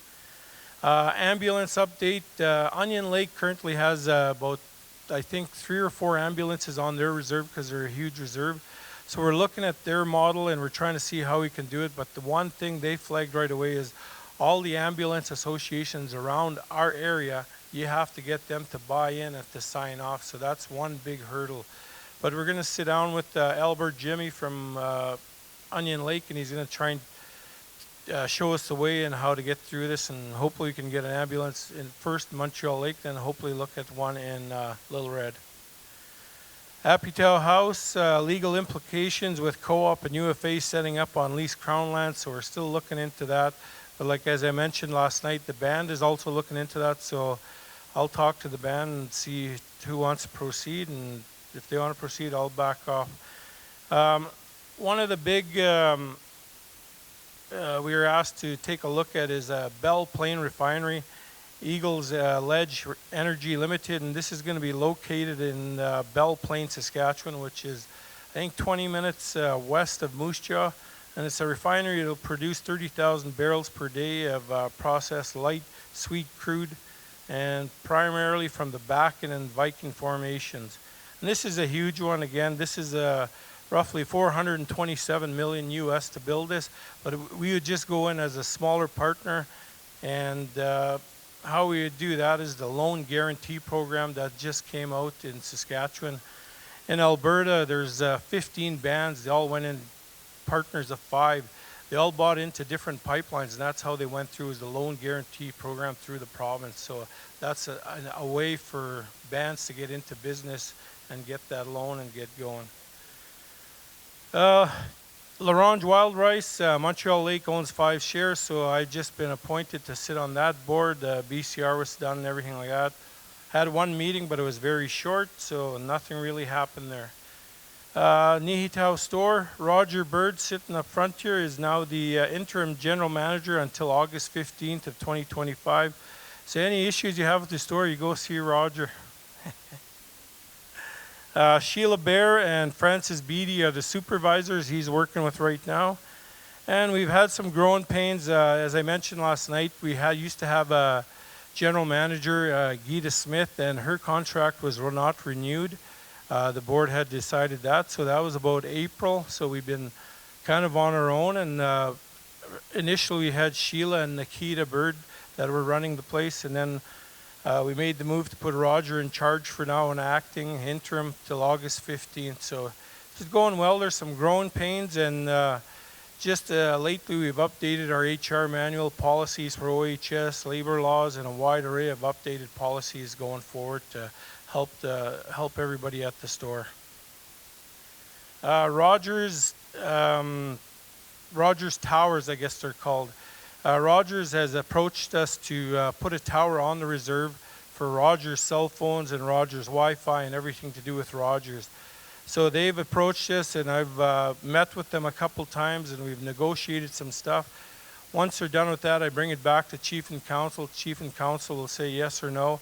Then we go from there, and then they're going to have a town hall public forum meeting where everybody will be invited, and they'll go through which location they want to put it on and everything like that. So everybody will have buy-in, and so it's just one of the things that Chief and Council has tasked me to look into, and it's almost here, and I think they're going to try and have a town hall meeting in either in March or April. So look forward to that. Hill Core Group of Companies, the chief asked me to take a look at that. They're a huge Canadian company, and they have offices in Vancouver, Edmonton, Calgary, and Toronto. The thing with this is they have businesses that are set up, and Ermine Skin Band out of Alberta, out of the Hobbema area, if you guys remember Hobbema. They have 3 businesses that are in the oil field businesses, and they're located in Edmonton. So that's just one example of how Hill Core Group of Companies works with First Nations. So I still got a meeting to set up with them, but hopefully, and they also have a forestry division, so which would help us. Eagle Ridge or Elk Ridge golf course, hotel, and some condos are for sale right now. I did some preliminary investigation. It sounds like it's going to cost about $20 million for that.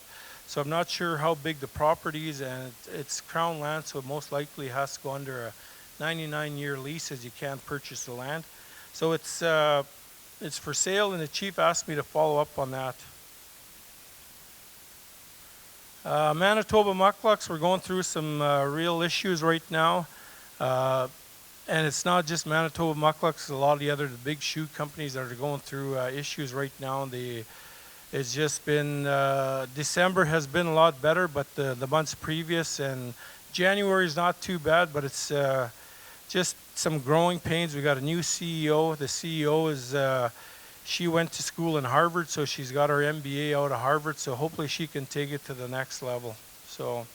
But I know there's a lot of industries in the U.S. and Canada that are hurting right now, so it's not just this. And just so you guys are all aware, I don't think I told you last year, Manitoba Mucklucks was bought out by a group out of Los Angeles, California. They bought them for the guy that used to own it in Winnipeg, so the headquarters is now based out of Los Angeles. Sagawa Ski, we were part of the forestry management there, and we're just one part of the group, so they do a lot of lobbying to the government for us and the other forest people around the northern Saskatchewan.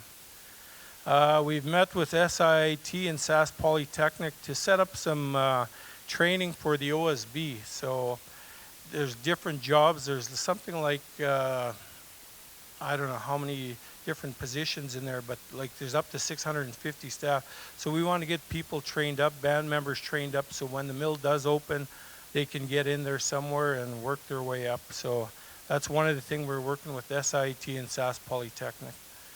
Kitsaki, they purchased a Plato software testing technology service provider, and it's mostly to do with computers and coding and everything like that. So we're looking into buying a partial share of them and to see how we go from there.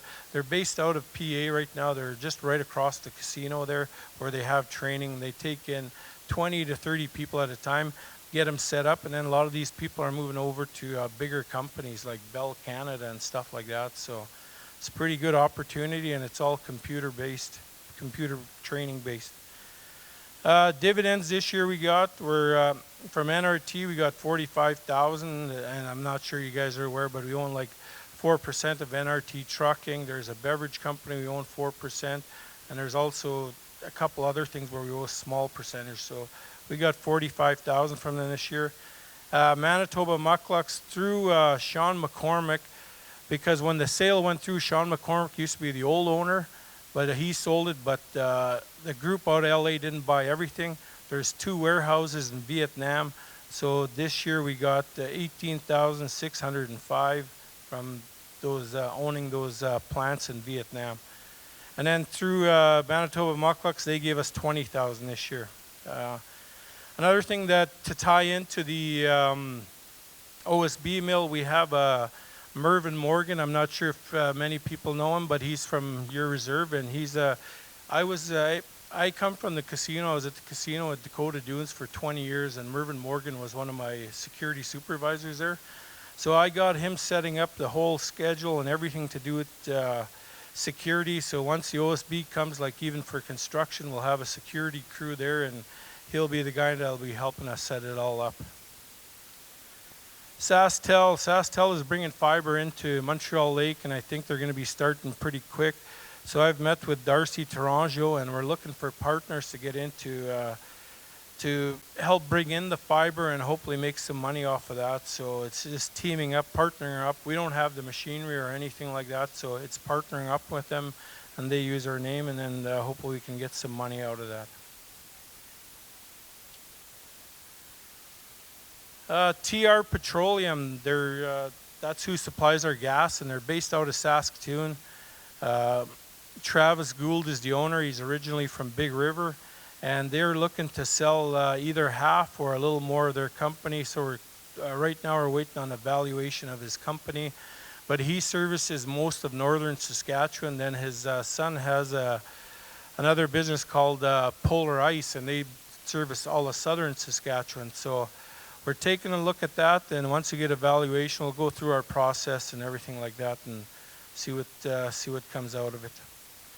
We're also looking at a couple gas bars. I can't say the names right now. You guys are probably aware, but it sounds like they're going up for sale. One of the old owners passed away just recently, so we signed some NDAs on one of them, so we can't really say too much. We're just looking into it, so just so you guys are aware.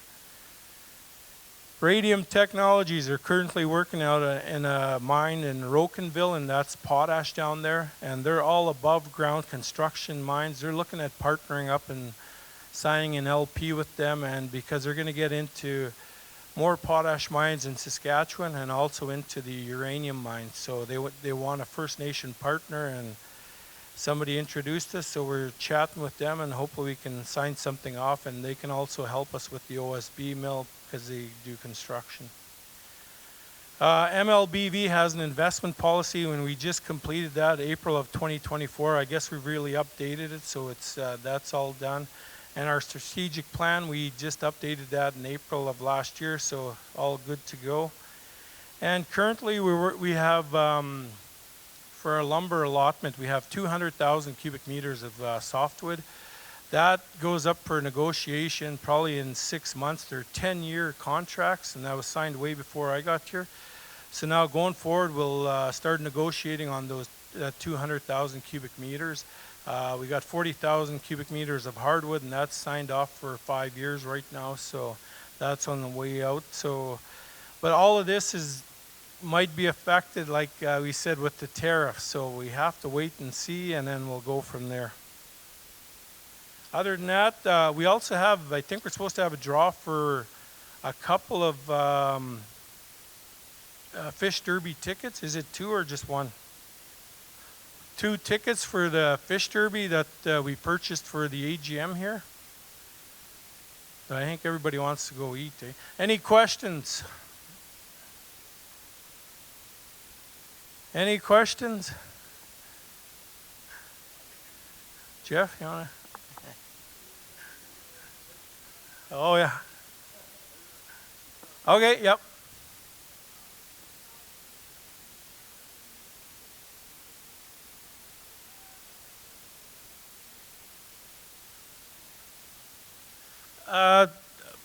Portion of that goes back to the band for training. Roughly about 150 goes back to the band for training for anything, like any kind of training they put on. So we pretty well gifted back to the chief and council, to the band.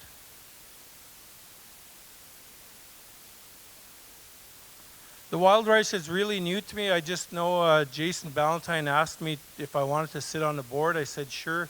Montreal Lake owns 5 shares, but to date they're not really making any money. So we've had one meeting and it was like 20 minutes, and they said they'll call us back with another date for another meeting. But it's based out of L'Orange, and they do all the harvesting up there, and they have a plant up there. So that's really all I know. Maybe when Jason speaks, you can just elaborate on that a little more. Yeah.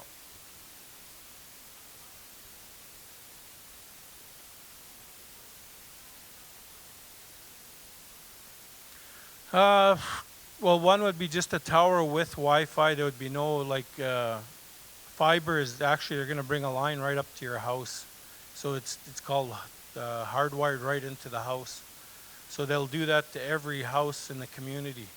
That's what SaskTel is going to do. That's what they're doing at Little Red right now, I believe. So, and that it just. When it's set up, people prefer hardwire because Wi-Fi, just like with your cell phone, you could lose service. With hardwire, it's harder to lose service. It's more consistent. But it's just 2 different companies, and I believe why Rogers is doing it on reserve is because the province pretty well controls all the land in Saskatchewan. So Rogers is a company out of Ontario, and I think that's the only way they can get into Saskatchewan is they need to come on reserve, and that way we're covered by federal and not provincial, because they're going to come. They want to build towers in Montreal Lake, Waiakuin, L'Orange, and Grandmother's Bay, I believe. So there's 4 of them going north, and they want to hit the northern corridor. Well, we'll have to wait and see. Yeah, they've been in, like, they're $1 billion company, so I don't think they're going to bring. Because they want to do the business, so they're going to make sure it's done right. Yeah. That'll be just Wi-Fi with Rogers. With SaskTel is fiber optics, where fiber comes right into the house or the buildings.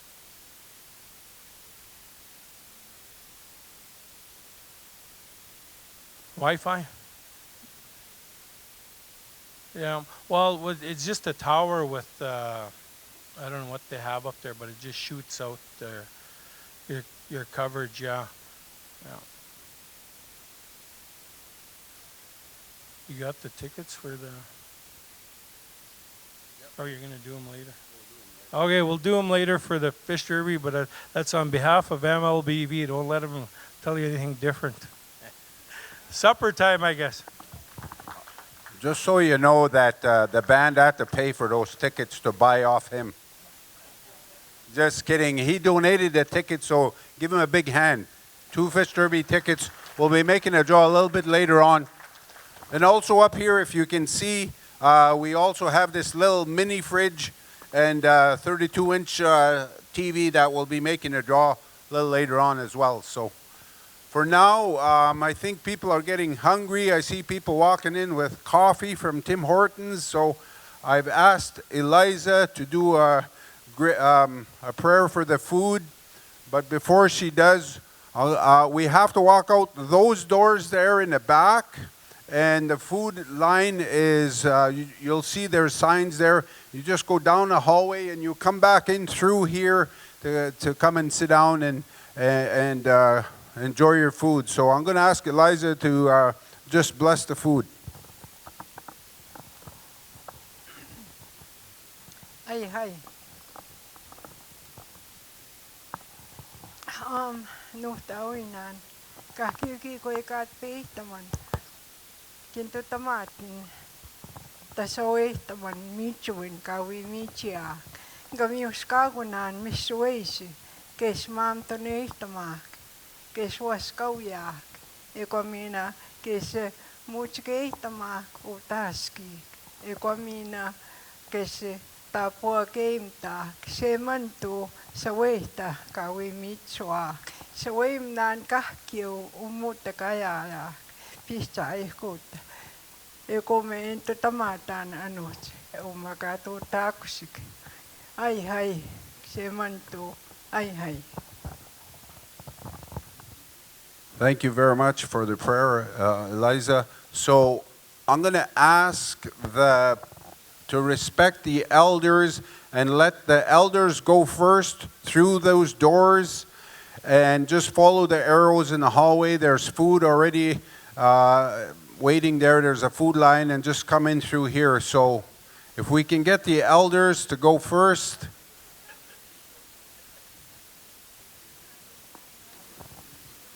Okay, these lights up here are a little harsh. So just in the interest of time, I thought maybe I could just begin giving you an update on all of the claims that the band has been working on recently. I know a lot of you are probably here for that specific reason, and so, let's just get on with it. So for those of you who haven't seen me before, again, my name is Dawn Cheecham, and I've been the band's lawyer since 2017.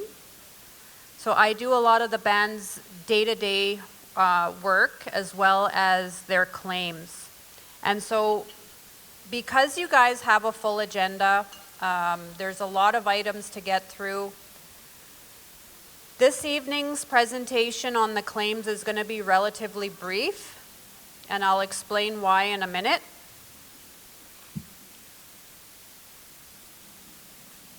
Come on, technology.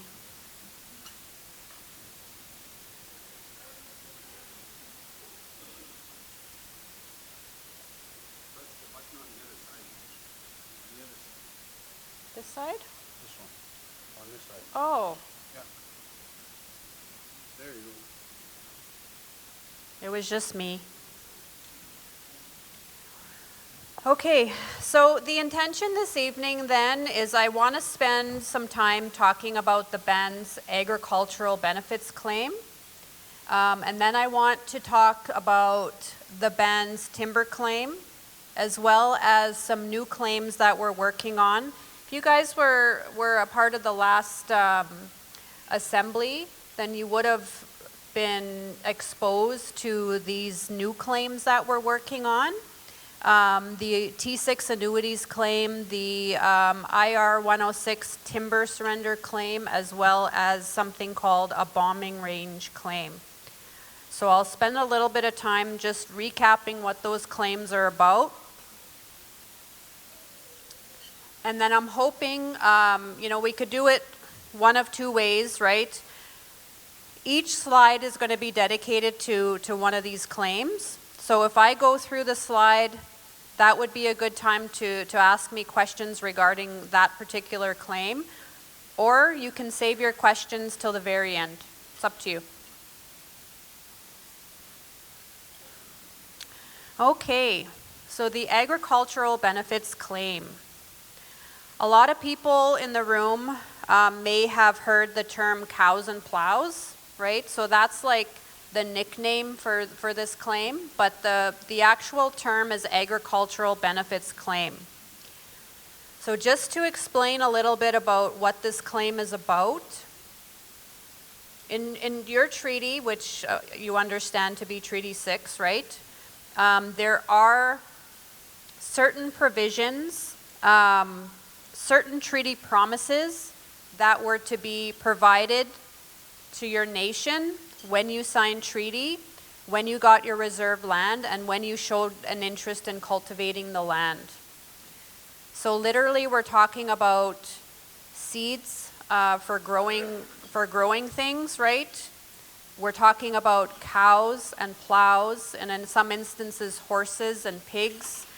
All sorts of agricultural implements that would enable you to live a farming lifestyle.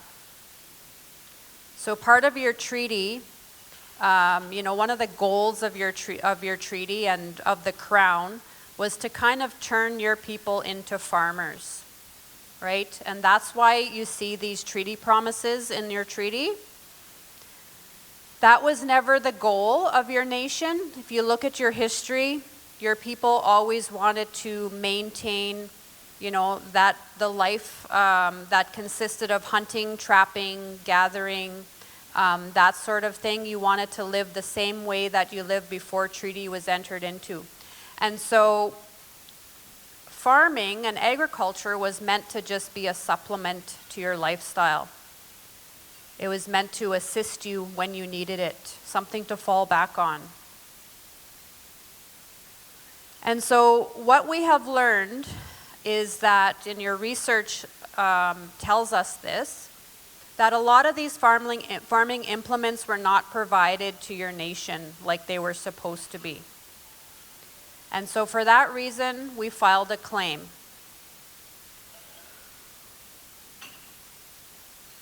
Back in November as well as December, we had sent out a couple of updates, and we released these updates on the BAN's app. How many in the room have not seen those updates? Okay, just a quick note on your BAN's app. So your BAN had developed your own app, right, that's accessible by any smartphone or tablet. So you go on your Google Play, or if you have an Apple phone, you can download it for free right on your smartphone. And there you'll see, job updates, you'll see community updates. You're also going to see updates on the claims.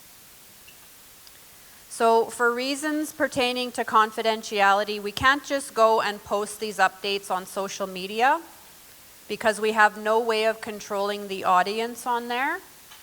Any update that we release is meant for Montreal Lake band members only. And so that is why, you're gonna mainly see these updates on the app. And Alphonse, I believe I saw Alphonse earlier, Alphonse Lavallee. If you would like to go and see him, he could help you set that app up on your phone. Now, I fully understand that there are going to be people in the room that are not tech savvy or that do not have a cell phone. And so if you are one of those folks, we can get you this information in another way. You just have to request it. But back to those updates. So back in November, back in December, we had released information, to the membership, and it was important information. And so in previous presentations, I had explained that as part of the process, whenever you're thinking about filing a claim, you have to go through a research phase. And then you have to take that research and you have to turn it over to legal counsel, who will then draft a legal submission. Then that legal submission is turned over to Canada, and they undertake a review phase. So they look at that information, they do their own research. Sometimes they take 2 to 3 years to come back with some sort of an answer. And the answer that we are looking for is that your claim is considered valid. Would you like to negotiate a settlement? And so back in early December, we received word back from Canada. They sent us a letter. That was part of the update that was released, asking if the band wanted to negotiate a claim. So the band agreed to enter into negotiations, And they're not just any negotiations, they're called accelerated negotiations. So this means the settlement will move a lot faster than it normally does.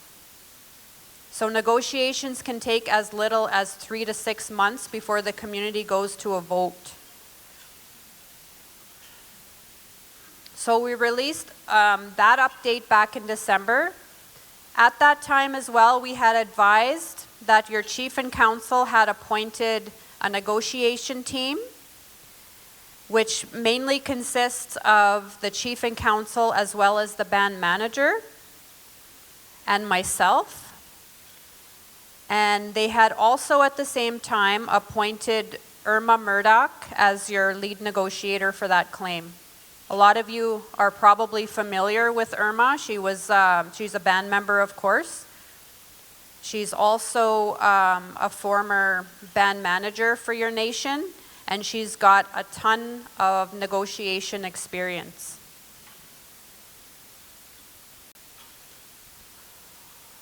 Also back in December, I forgot to mention that we also had, your chief and council had appointed an agricultural benefits settlement planning committee. So that was another important step that we undertook. And this committee is tasked with doing specific things in relation to the claim. Mainly any work that they do will consist at the end of the day of making a recommendation to the chief and council, who then have the final say about that specific decision item. So one of the things that this planning committee had to do is conduct a number of interviews about the trustee and financial advisor position for the claim. So as this claim progresses, we're going to receive what's called a settlement agreement from Canada. So the settlement agreement is going to have information, everything that you need to know about the nature of the claim, what it's going to mean for your nation, how much money is going to be released to the nation. It's going to talk about impact on your treaty rights, all of these things. Alongside that settlement agreement is we're going to work with a trustee to develop what's known as a trust agreement. And so Canada, when they give us the settlement monies to the nation, it has to be put into a special trust account. And then from there, how it's dispersed, how much each member receives, how that money can be accessed, all of that important legal stuff pertaining to the money and how it's kept will be found in that trust agreement. And so FNB Trust was appointed as the trustee that's going to assist with that process. FNB Trust is a division of First Nations Bank of Canada, and they're a federally regulated trust company, and I'm sure they're going to do great work for the nation.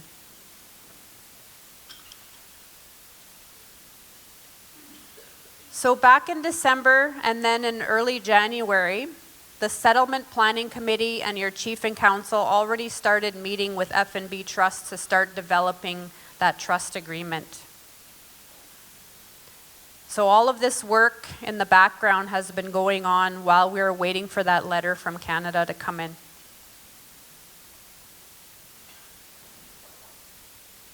There's a lot of moving parts to this claim.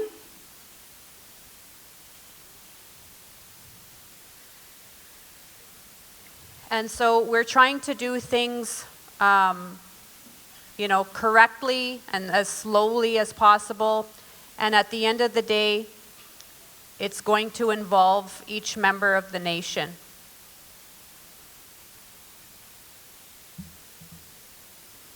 So where are things at now? So as of yesterday, we had received a bunch of information from Canada, And when I say Canada, I'm talking about their lead negotiator that was appointed to deal with this claim. His name is Eric Micketon. So that's primarily who we'll be meeting with. So right now they're in the process of valuing this claim. So they have to look at a number of things, including what is your historic population? What is your current population? Has the band received any of these implements that I mentioned earlier? And then they're going to provide us with an overall number of what they think this claim is worth. So probably within the next 2 weeks to a month, we'll receive that information from Canada. Now, the intention is that we're not going to talk at great length about this claim tonight. The intention is that probably within a month, we're going to have standalone meetings where we're going to exclusively discuss this claim with the membership. And we'll hold these meetings in the same way that we're holding the assemblies, the same locations, and in the future possibly on Zoom as well. This is such an important claim for your nation that you deserve to have these standalone meetings to discuss these particular claims.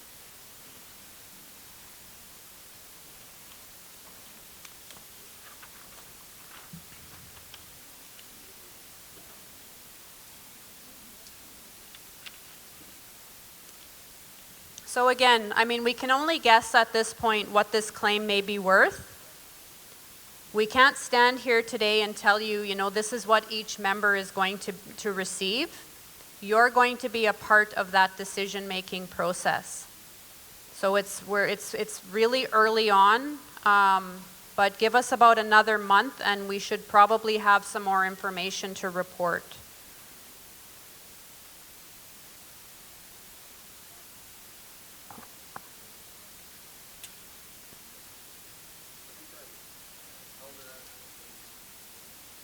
Forgive me if I don't see hands. I'm kind of blinded up here by these lights.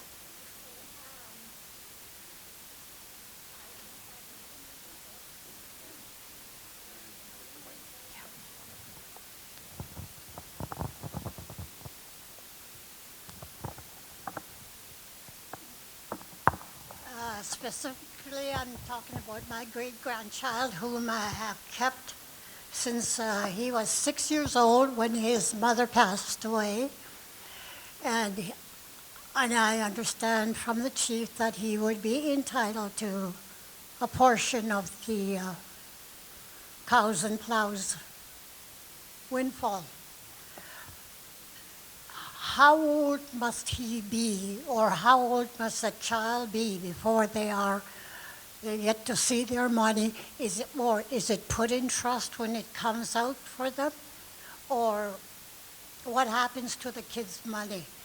Are the parents allowed to spend it, or their guardian? And because what I want to do for my great-grandchild is that I would like to put it in the bank for when he grows up after I go to the promised land. After I go to the promised land, he'll have something to cover him while I'm gone, as if I'm coming back, but when I'm gone. So, but you know what I mean, eh? So I think that's about it. I wanted to find out, you know, okay?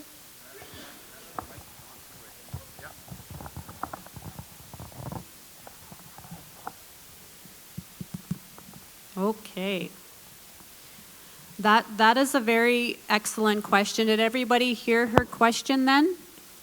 She wants to know what happens to the miners' money, or whether miners are able to benefit from this claim. Now, I've done these claims before for other nations. I'm working on claims right now for other nations. And pretty much across the board, what you'll find is that most First Nations will opt to place the minors' money in trust until they turn at least 18 years old. So that money will sit there and it'll earn better than interest, right? Because we would safely invest that money. So just as an example, right, if there's a baby, when this claim is settled and there's a baby, and say your PCD amount is 30,000, I'll just throw that out there as an example, right? And you know, by the time they turn 18, that money is going to grow significantly. It'll never dip under 30, it'll just grow. And that's the way a lot of nations set it up. So parents don't have access to that money, and that's meant to be a safeguard. Not to say that, you know, there are parents in the room or belonging to the nation that would not honor their children and do horrible things like just spend it foolishly. But when a decision is made that the minor's money is going to be set aside, it's made across the board for everybody. Where you'll find some variance is some nations will do creative things. Some nations will say, well, they have to be 19 before they get their money, or they have to be 21. Some nations will say, well, I want my child to finish grade 12, and if they finish grade 12, then they'll get their money, but not before. Some nations will require youth to take a financial literacy course before they access their money, because having a child, and yeah, they're 18 years old, but you know, let's face it, they're very young, they're still a child. And you give them a significant amount of money, you want them to be smart with it. Some nations will give half a PCD at a certain time and then half at a later date, or you know, they'll kind of split it up so that it's not given all at once as well. So there's some, you guys will be able to determine what that looks like for your minors, right? You'll be a part of that process. But those are just some examples that I know of. Could there be a difference in what the band decides, or does everybody have to go by the same, like say I want to put my great-grandson's money in trust, and until maybe, I like the idea that until he's finished his grade 12 at least. And because he's having problems and he's not grown up yet, and he's got a few difficulties, but he's still a very responsible kid. And he doesn't like school. And I don't mind forcing him to school, because I think that's the most responsible thing a parent can do, or a guardian, is to make sure that their children go all the way to a grade 12, and then further on, whichever career they want to choose. But does it have to be one, how do I say this? One idea only will cover the whole minor, or can each parent decide which way, when, and how the child will get the money? So that's a good question as well. So typically your trust deed, which is this legal document that I was talking about that we're currently working on, that we're going to get your input on, would have the same thing across the board for everybody. And there's reasons why we do that. First of all, you know, the law says we have to treat everybody equally. So we always have to be mindful of that. So we don't want to do special things for one person and not offer it to somebody else, right? The only places where you might find somebody's treated a little differently, as say if there's somebody that is in care, or somebody who has like a court-appointed guardian, or somebody like that, right? Then there's special considerations for folks about how they would access their money there. And again, it's another safeguard for that person, right? But usually it's pretty equal across the board. My pass that. I should have been a little clearer. When I say legal guardian, I'm not talking about like you have custody of a child.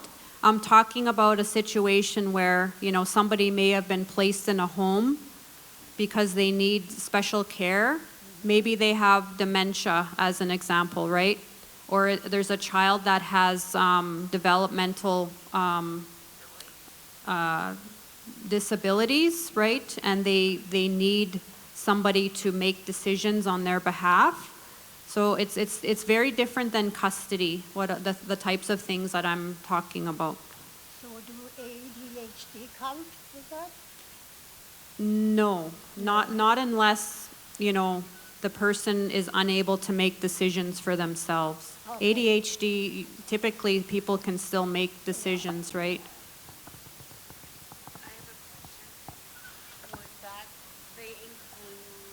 Maybe Dawn will bring the mic to you so everybody else could hear your question. Would that like include something like if he had multiple learning disabilities?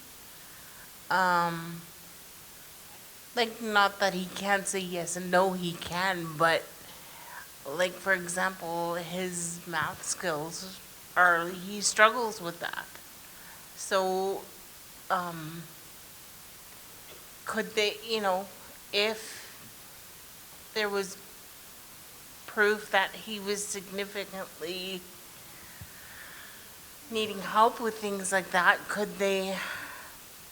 would they take that into consideration? Another good question.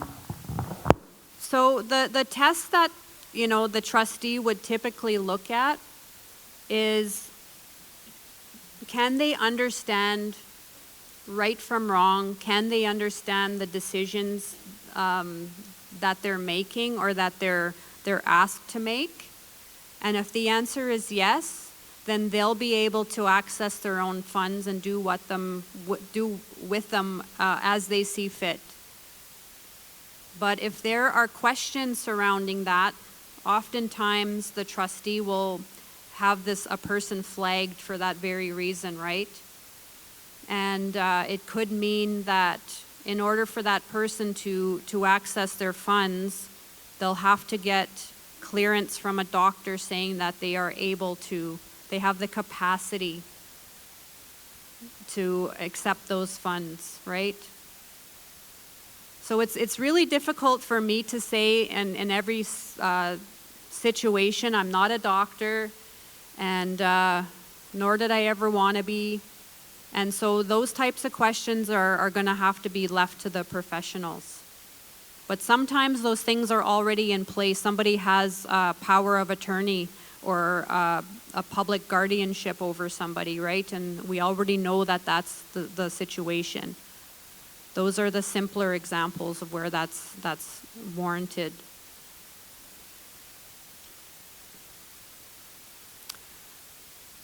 Now, I heard somebody, okay, yeah. Did you want the mic?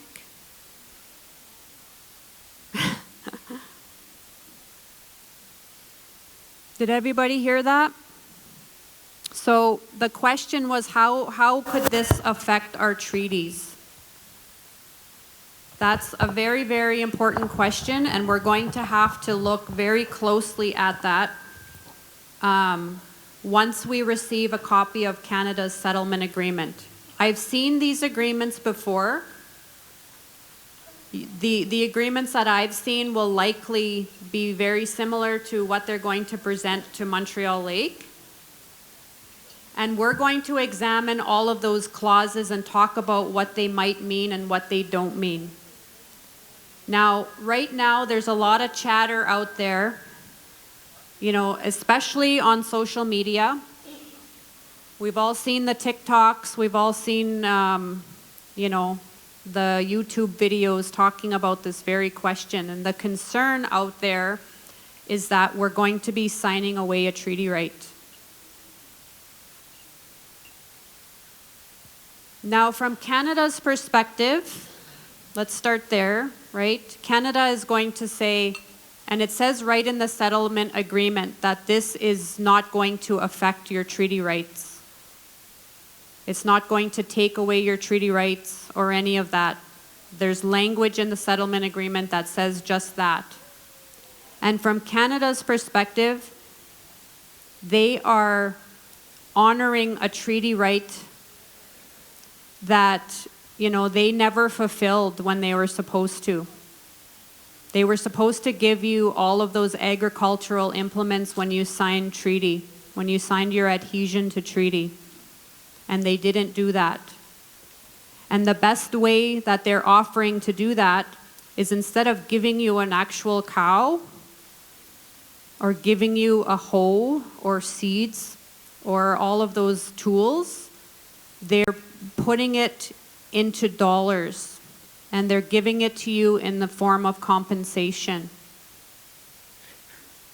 So from their perspective, they're fulfilling a treaty right. They're making something right that has, like, in terms of a past wrong, right? That's what they're seeking to achieve with this settlement. But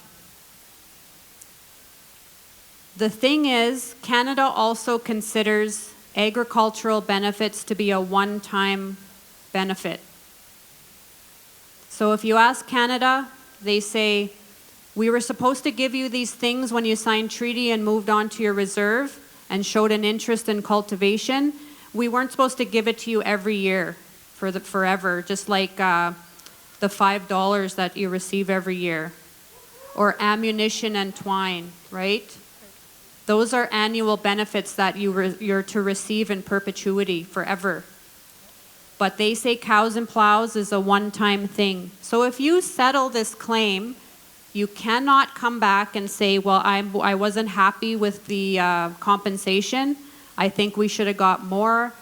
You can't say, you know, maybe you should have compensated for this and this and this. It's a very narrow scope with which they're going to compensate, and there's no going back. You'll still see agricultural, the cows and plows provisions in your treaty.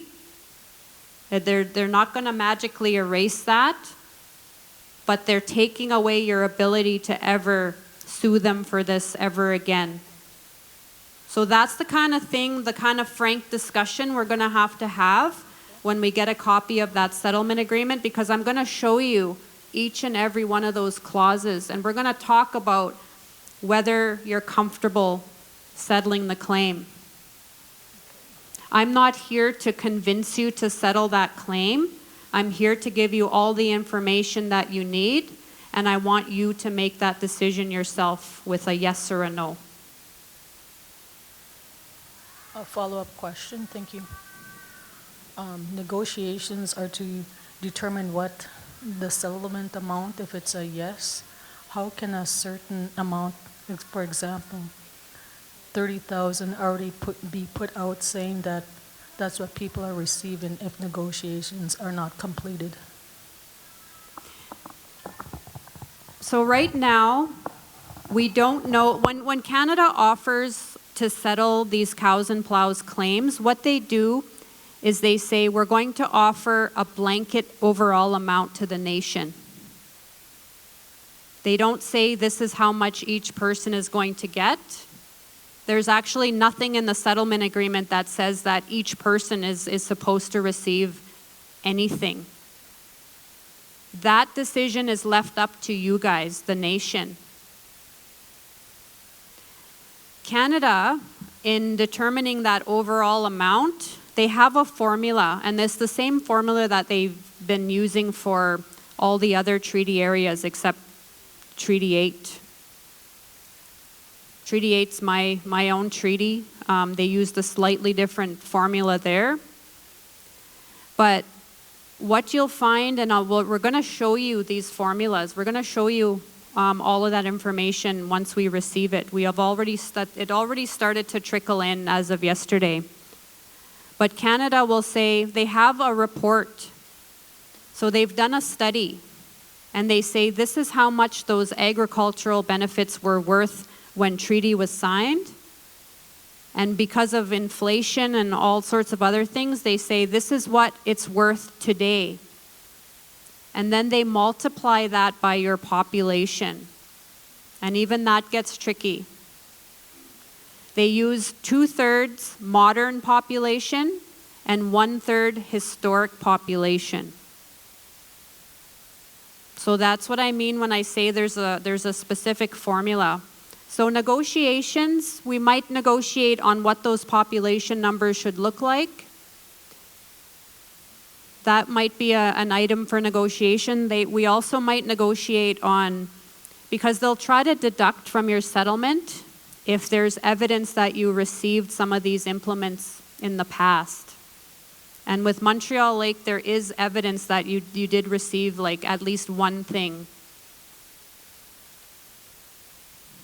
So if you've been hearing rumors about what each person is going to get, that decision has not been made. We haven't even received our settlement offer yet. But the intention is that your Agricultural Benefits Planning Committee, alongside your negotiation team, is going to come up with a number of options for you to consider. And then at the end of the day, your chief and council will have to decide what option goes forward for a vote. That's how it works. So they'll take your information, they'll take your opinion into consideration, and then at the end of the day, it's ultimately up to your leadership. And I don't want to make it sound like you don't matter when I say that. It's just the way these things work. At the end of the day, they have to make that tough decision. I hope that answers your question.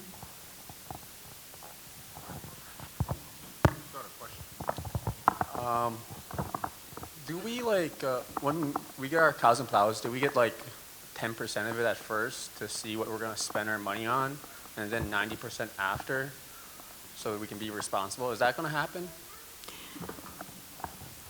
That's an option. I mean, some First Nations will stagger their payments. You know, I'm just going to be perfectly honest with you. My First Nation was one of the ones that opted for a near 100% payout. And now a lot of people are having regrets because that money is now gone. And there's no money for future generations. There's no money for the babies that were, in their mother's womb when this settlement was being negotiated. And so some nations, I'll give you an example. There's one of the First Nations from up north. They gave each of their members $30,000, and then they're going to be giving them $1,000 at Christmas for the next 5 years. And then the rest of that money is invested, and there's room for more PCDs in the future. The possibilities are endless, right? Some First Nations will say we'll give half at this time and then half at a later date. So that's what I mean when I say you can stagger the payments like that. And while the money's sitting in the bank, it's also growing. And our trustees are actually doing some modeling for us right now just to tell us just how much that money will grow if it's sitting in the bank and it's being invested, even in a year. It's a lot of money. There's a lot of benefits to not spending it all or not paying it out, right? But those are the types of things that we're going to be talking about. What do you prefer? What's important to you, right? We're going to have to come to the membership to try to get a better handle on how to go all about how, like, the decision about how much each member will get and what that will look like.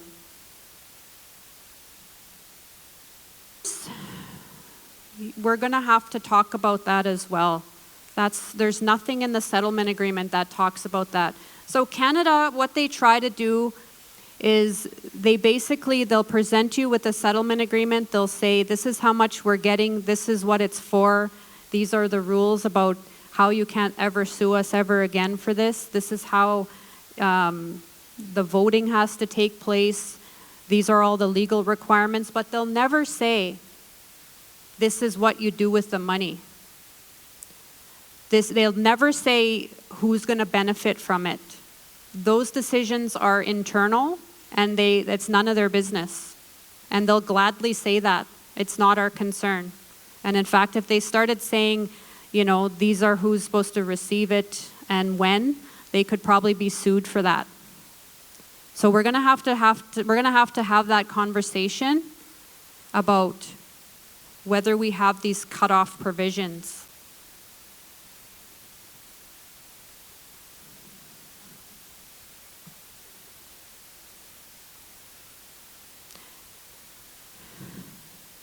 The leadership, you know, one of the reasons why they appointed this planning committee is they wanted to get a good sampling of the community to help guide their decision making, right? But in addition to that, they're going to have meetings like this and come and ask you directly what you think. But at the end of the day, yes, the leadership is going to have to decide who benefits from this claim. There are nations that will say you have to be alive as of like the date of the vote in order to receive cows and plows. And if you pass away like a week after the vote, that family's estate can apply for the funds. That's just an example, right? I'm not saying you have to do that, but that's just an example of, you know, people can pass away and still benefit from this process. How far back you go is going to be something we'll have to talk about because, you know, what that's going to mean for the overall compensation as well. We have to think about that too. And of course, when I say the estates can apply for these funds, I mean they have to have legal documents saying that they're entitled to that money. If you live on the reserve, you can get those estate documents from ISK. They have specific people there that can assist with that. If you live off reserve, you're going to have to go through the courts to get those documents. So it is a good idea because we don't know which way council is going to lean in terms of the estate question. You know, consider getting a will drafted.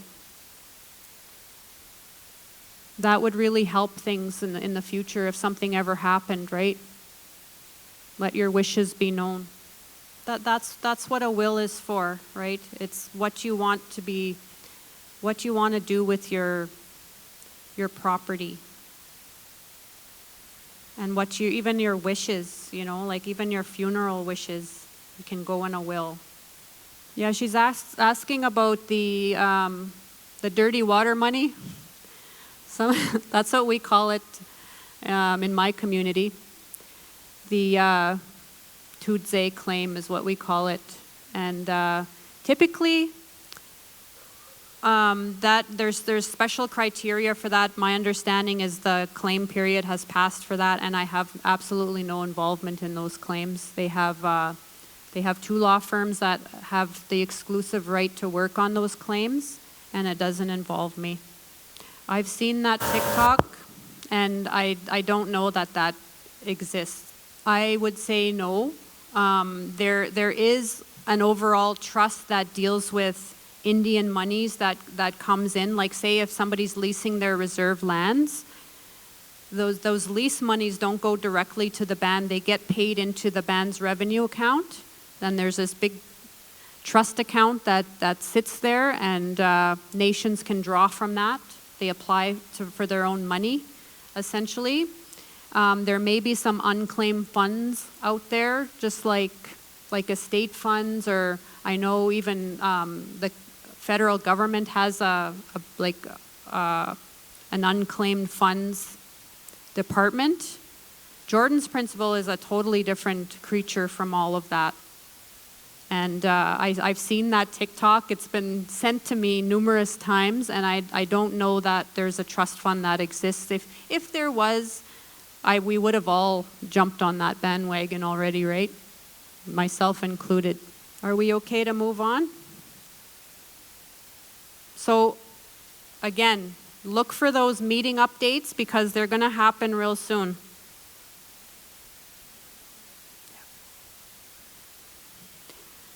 Now, I'm eating up a lot of time for this assembly, so I'm just going to be generally, I'll be pretty brief when it comes to the next few slides.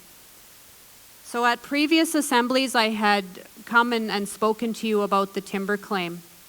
So for those of you who are unfamiliar with this claim, there was a joint claim that was filed between Montreal Lake and La Ronge in regards to the taking of timber from your Little Red Reserve back in the early 1900s. Now, a long time ago, you probably know that reserve was jointly set aside for the two bands. And now it's been split, right? But back then it was jointly owned. Timber was taken from that reserve. There was supposed to be a process that was followed. Canada did not follow its own rules for taking timber off of the reserve. There was supposed to be a timber surrender that was obtained from the bands. They were only allowed to take a certain amount of timber and a certain species of timber, and they were supposed to report it to the government. Now, all of that we've established did not occur. And in fact, we've established most recently that these companies that were allowed to come in onto your lands took a lot more timber than they actually reported. And the reason they probably did that is because they didn't want to pay all of these tariffs and fees to the government because they were like essentially taxed on it, right?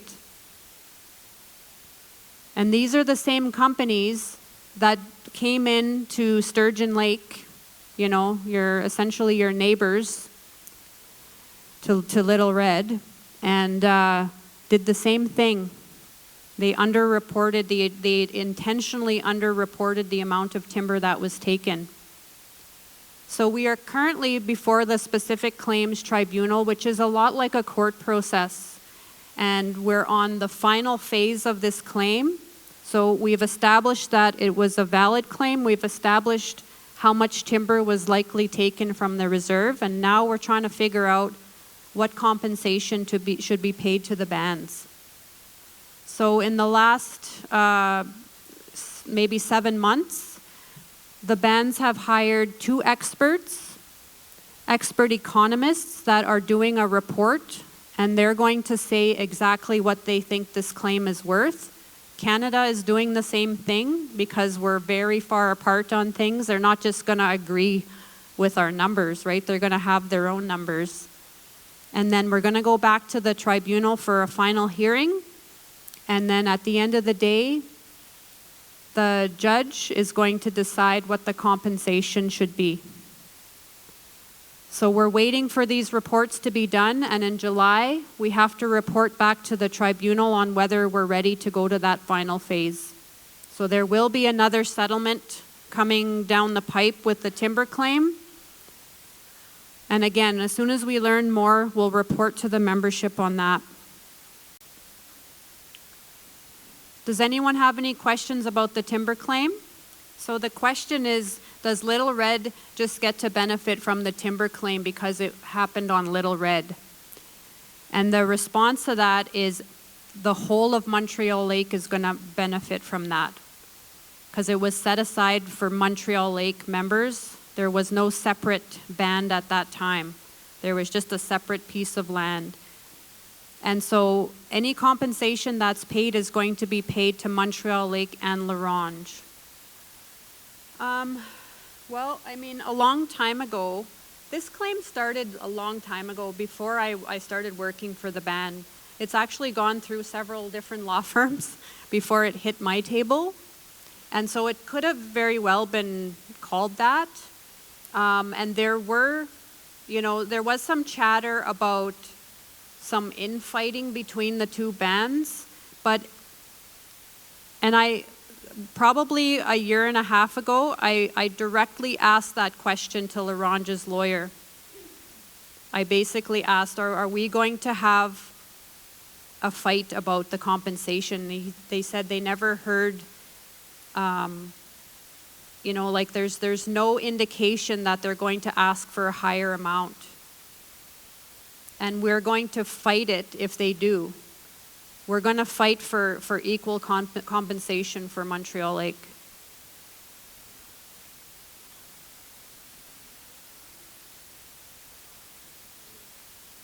I don't see how that would be relevant, because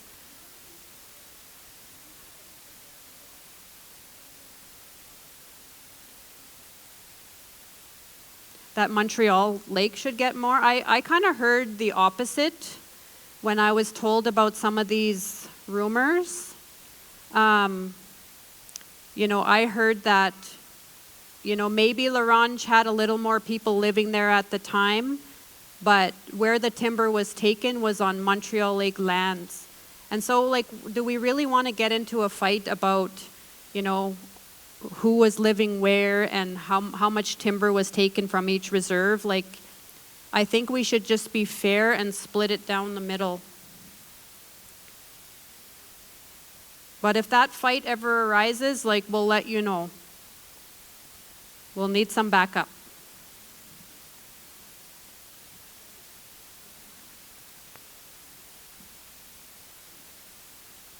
Yeah, you'll have to holler if you have a question, because I can't see very well.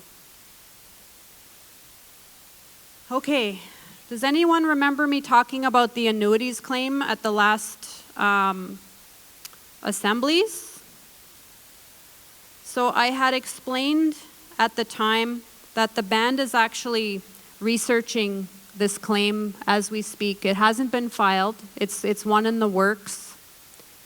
The annuities claims, earlier I had distinguished, right, between cows and plows. Canada says it's a one-time benefit. Annuities are things that you're supposed to receive every year, forever, in perpetuity, right? One of those things being the $5 that we receive every year. Counselors receive 15 and the chief receives 25. We're also talking about ammo and twine. So everyone understands what ammo and twine is, right? It's, long time ago it used to even be gunpowder to make bullets, and then they switched to actual bullets.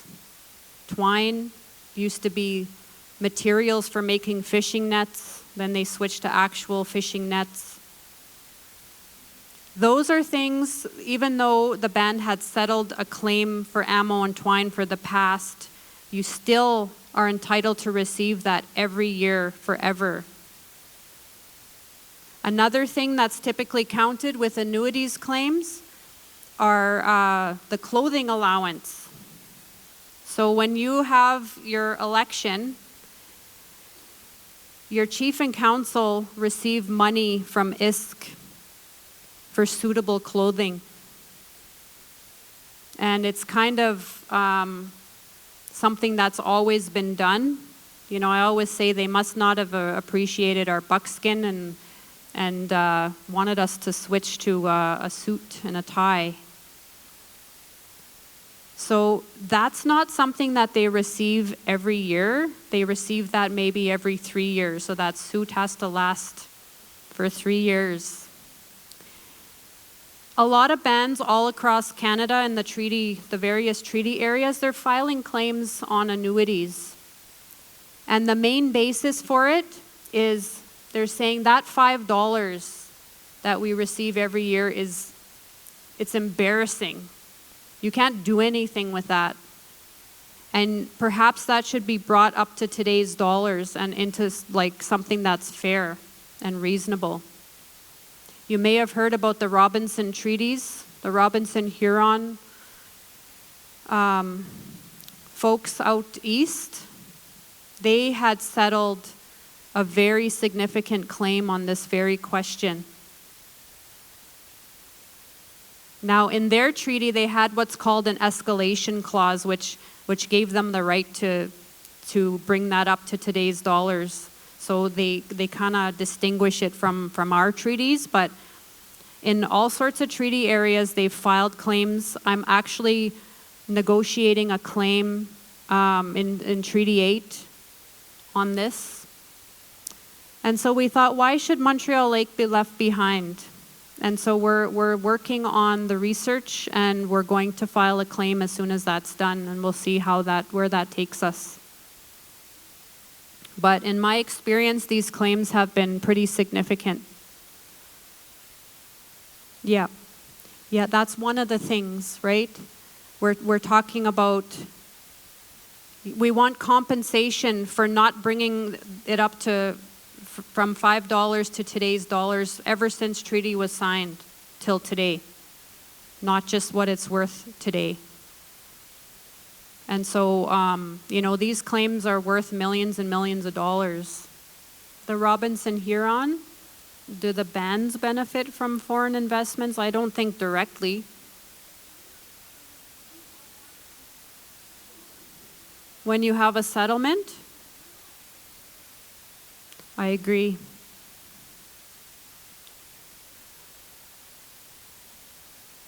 Any other questions about annuities? If not, I'll move on to the 106 timber surrender. So in some of the research that we've been doing for other claims, we came across some documents that suggest that there was some timber taken from your main reserve back in the 40s or the 50s. And so we're currently researching this. We want to find out if there was some funny business going on your main reserve like happened in Little Red. So right now it's a little early. It's a little early to know for sure, but that research is in the works. Joan Holmes and Associates is doing all of our research. They do a great job. As part of that research, we do conduct elder interviews, and we provide that to them, and they incorporate it as part of their research. So there's some more work that needs to be done, but it's in the works, and we'll let you know what comes out of that.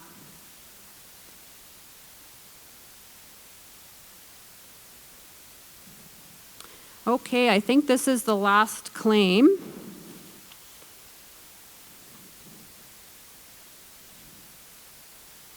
So I mentioned earlier I started working for the band back in 2017, and I've conducted a number of elder interviews for various things, various claims, various projects. And some of your elders are telling us that there were some military activities that were being conducted on your reserve. Last summer at Molinosa, I came and I did a couple interviews there. And they presented, I forget who that was, presented that painting. Do you remember that? Beautiful painting that kind of depicted some of these activities that happened on your land. And some of these elders, they tell stories about, they were on the lake, minding their own business, hunting, fishing, trapping, whatever.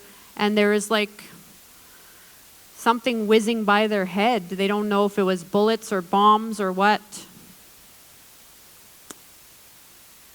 And this, we know that there were a lot of military activities around Prince Albert.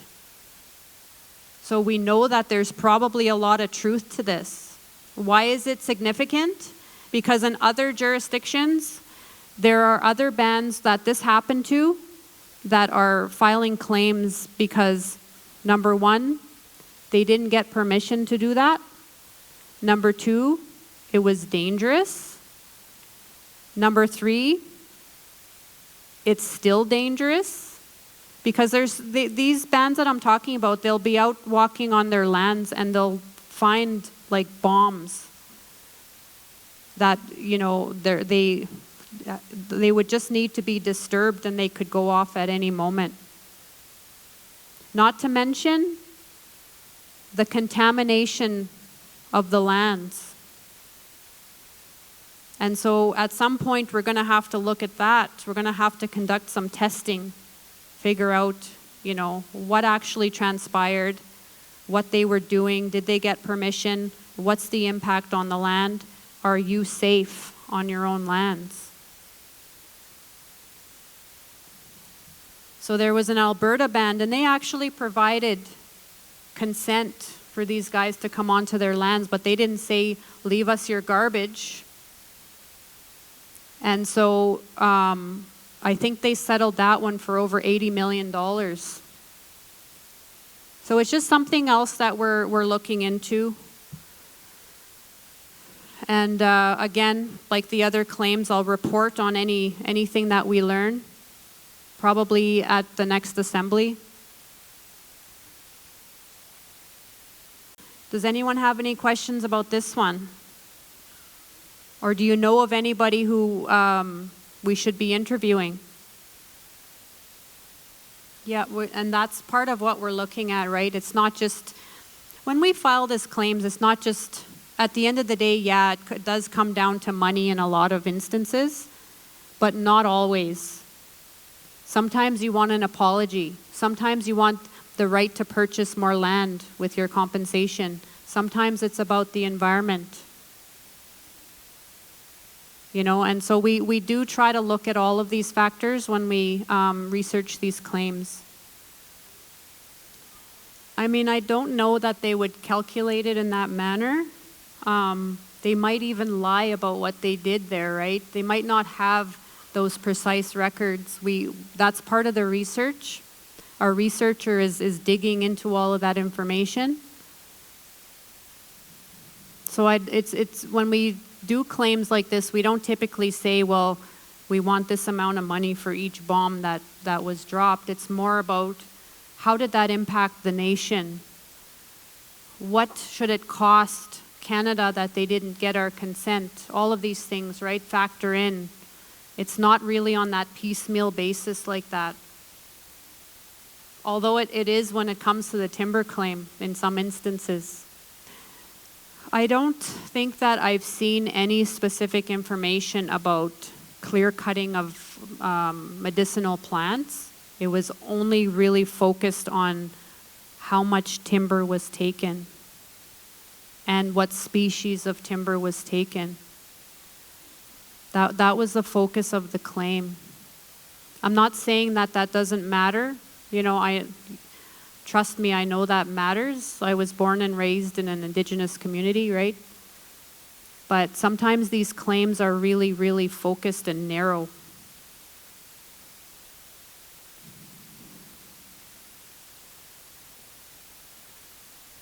I see some squirming bodies, and our band manager, our MC's probably just reeling over there. But I'll leave it at that. I mean, that's kind of the claims update. And we'll save any questions for our future meetings if that's okay. Thank you. A big hand for our lawyer, Don Cheecham. Thank you. Jeff Badger to come up here.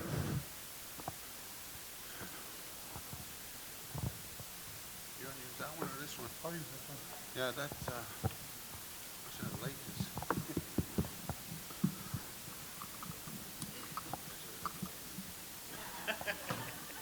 Good evening once again. I guess for myself, I'm going to try and make it brief, but at the same time, I have a 2-hour report here, so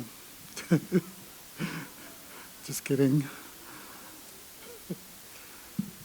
anyways, MLC and Urban Services Inc. I didn't really have enough time to do a formal PowerPoint for a report, so I just want to do a quick overview of what we've been doing.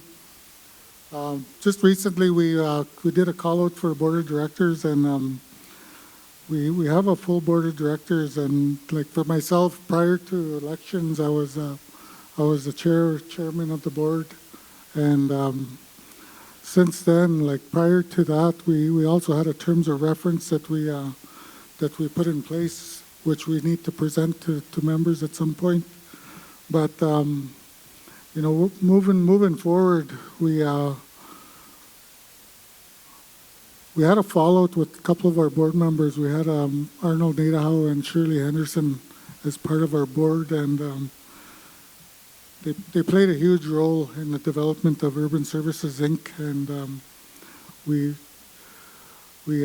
wanted to recognize them at some point within our urban office. So for those of you that don't know where our urban office is, it's at 3601 Fifth Avenue East at the Sturgeon Lake Business Center. So, you know, a lot of you did pop into the office. For those that didn't, you know, I encourage you to stop in, come visit, come have coffee. So, you know, our board of directors, I'm just going to name them. Myself as the chair, we have Edidine Bird, the co-chair, sitting here.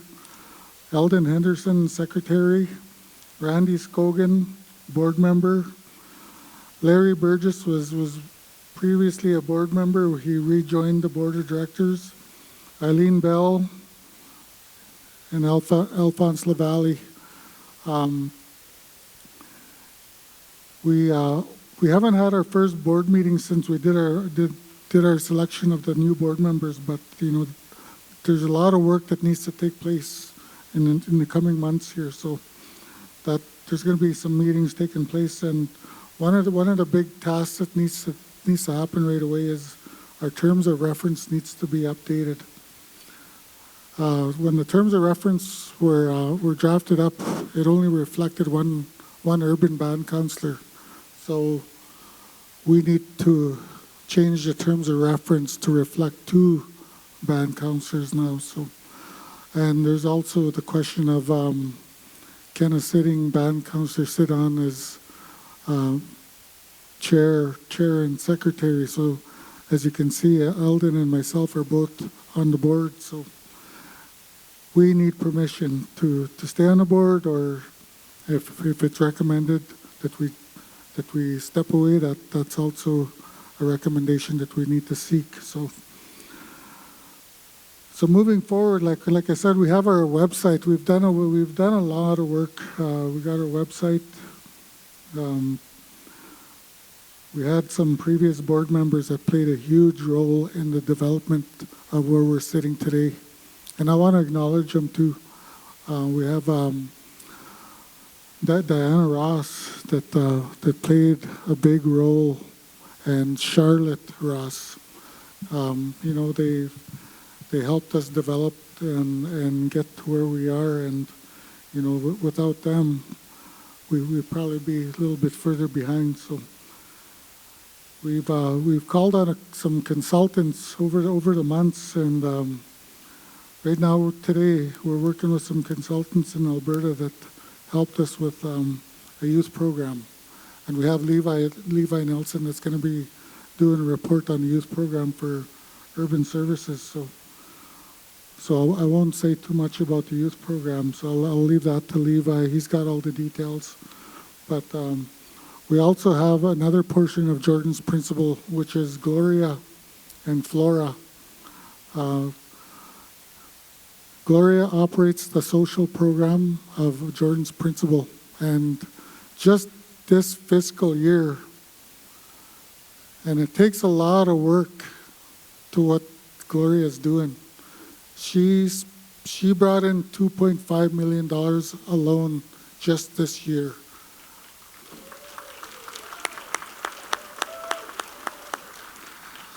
That's a lot of work. It says a lot, you know, it says a lot. And, you know, Indigenous Services Inc., they haven't questioned Gloria's work. She sends in her reports.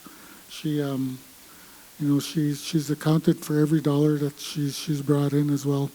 So, she's saved a lot of families from eviction. She's helped a lot of families with putting food in their fridge, furniture, damage deposit, rent. There's so many things. We had members that come into her office literally crying because of all the support that she's given them. So, hats off to Gloria. She's played a big role in a lot of the supports that we've been able to assist with. So, Flora, she's taken on a big role in being the coordinator. She's also going to be doing some training in regards to proposal development in the near future here. So, the youth program that was developed, we had Quinn Amiot Bear that was our first coordinator, and she played a big role in getting our youth program in place with the consultants in Alberta. So there was a lot of work that took place within that program, and in the next week we're going to be having a Zoom meeting just working on some amendments. So that means there's going to be more funding, more supports that could possibly come to be. So, that's hats off to our consultants and our hard workers. It's these ladies, they play a big role. We just recently brought on Rhoda Heimbecker that some of you might have just recently met in our office. She's taken on a big role in finances. So just a little background, moving. When we first started Urban Services Inc., Charlotte can contest to this.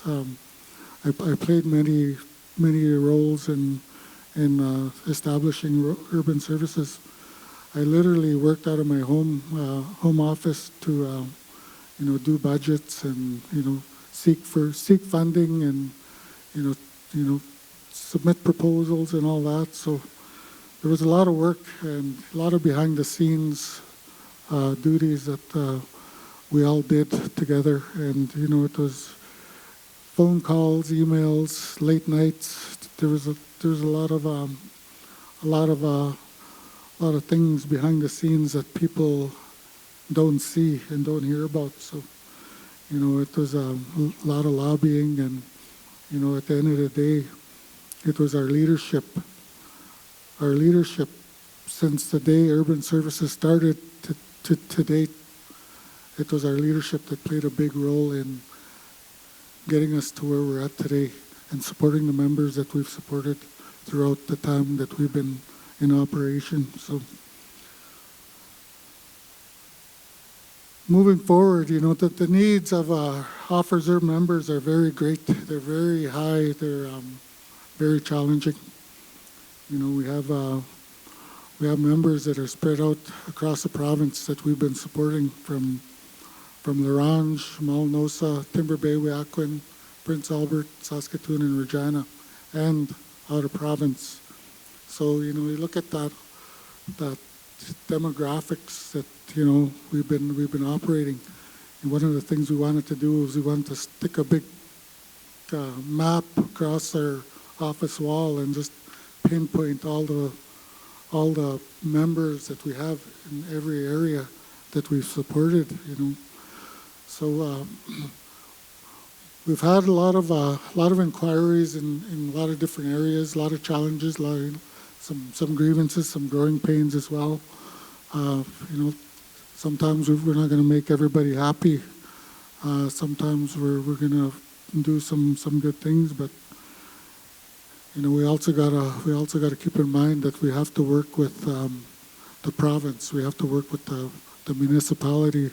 So we've worked on developing partnerships with the city of Prince Albert.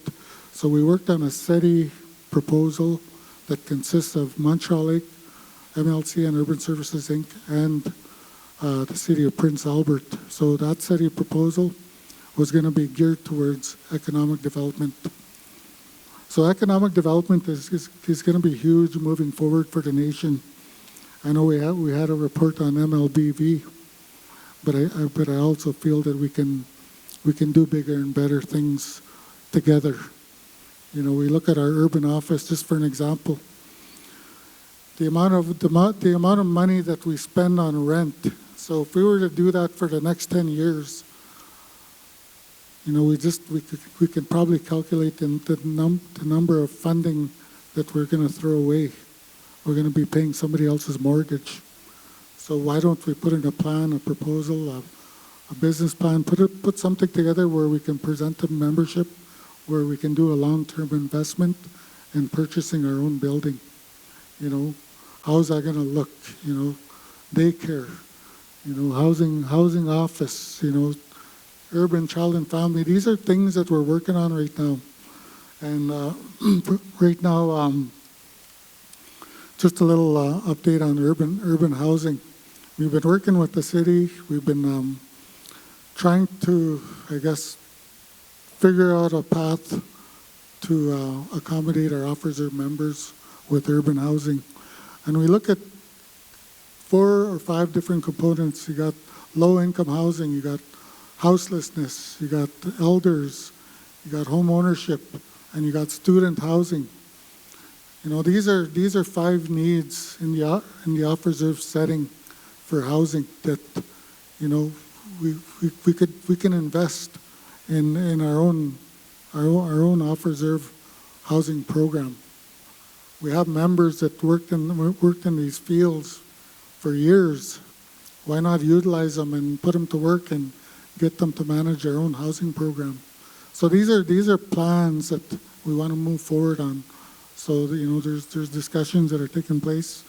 We've had meetings with CMHC, and they're open to supporting us, and they want to see something like this happen with the off-reserve sector. So there's also in Alberta, there's also a nation that offered their membership home ownership. So, but they have to put a policy in place for that. So, can we adopt that policy? Can we take shortcuts and adopt it and, amend it to our needs? These are things that we want to do some groundwork on. So there's so many things. Like I said, Jordan's principle. She's saved a lot of people from getting evicted. Right now we're trying to utilize the Jordan's principle to, support our own members, but it's also open to members that are surrounding communities as well, even in the city of Prince Albert. Doesn't have to be our membership, but as long as they qualify. We've also been successful in niche housing. I know we have some band members in this room right now that we've supported through niche housing. We prevented them from eviction. We've supported them with first month's rent, damage deposit, and just continuing elders subsidy. We've been able to support some of our elders that are struggling, and we're hoping we can continue in the next fiscal year. So we were successful in receiving over $80,000 in niche funding. So the next intake, we're hoping to try and go after $300,000. So we had the funder come and visit our office, and she's very receptive to supporting us with another submission. So there's a lot of work. Eldon's been working on some education components. We want to get into some health programming. Like I said, the amendment process that we're looking at. There's going to be some mental health supports that we're going to be also looking at. We got approved for $40 an hour for a mental health therapist for a youth program, and when you look at FNIB rates, they receive $130 an hour. So we're putting in a request for an amendment that we match the FNIB rate. So we're going to be waiting for an approval on that one. So if that gets approved, then we're going to be doing a call out for a position there. So creating jobs and employment, like I said, we're working towards trying to accommodate our members. One of the biggest challenges right now we're dealing with is addictions.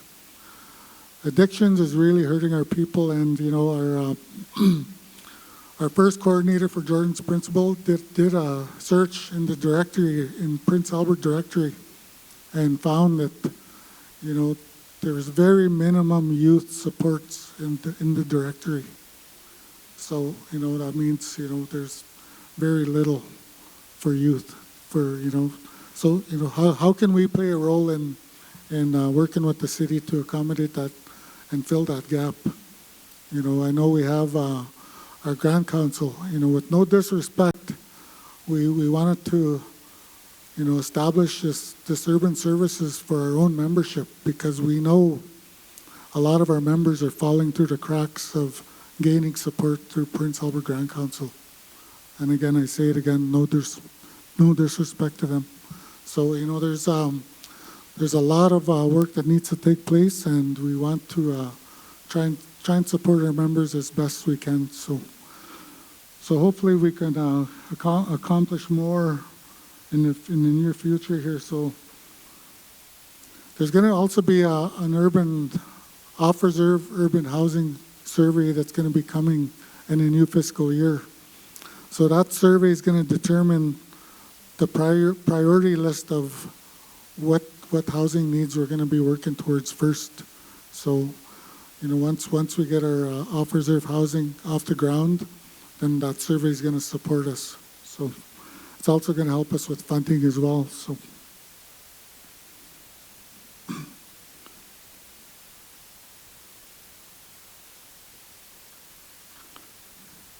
going back to Lionel's report with Child and Family Services on reserve, we're trying to develop a business plan for off-reserve child and family. And in that business plan, there's also transitional housing units that are needed. There's a shortfall in housing on reserve, yes, but there's also a shortfall of housing off reserve. So if we can support each other, and that's the discussions we're having right now, is how can we support our off reserve members that need transitional housing.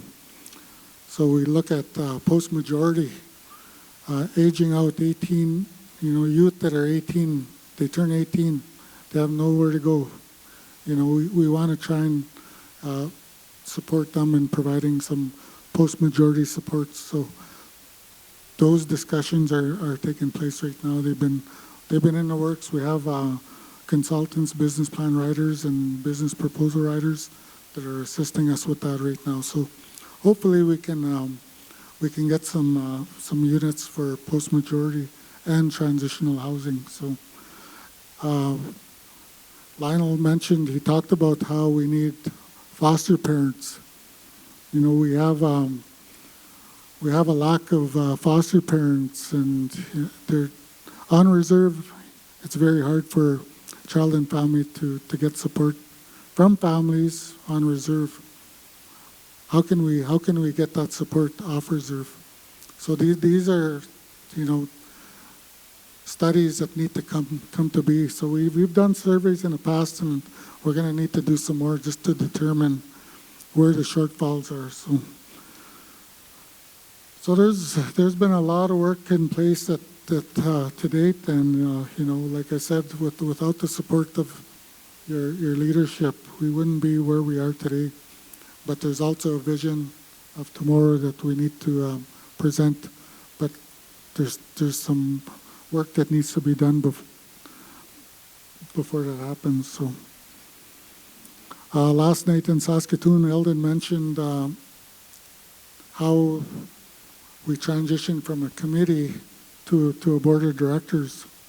So just an example, finances, like I said, I don't have, but we do have, we're putting our audits on our website. So we do have some financial statements on our website. So if you want to take a look, the latest one is not on there yet, but we're going to be getting that on there as soon as it's ready.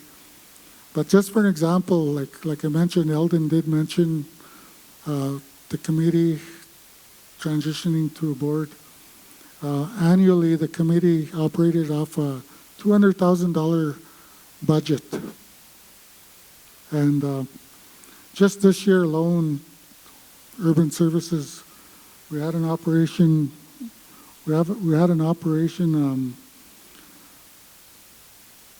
operating expenses of $3.5 million.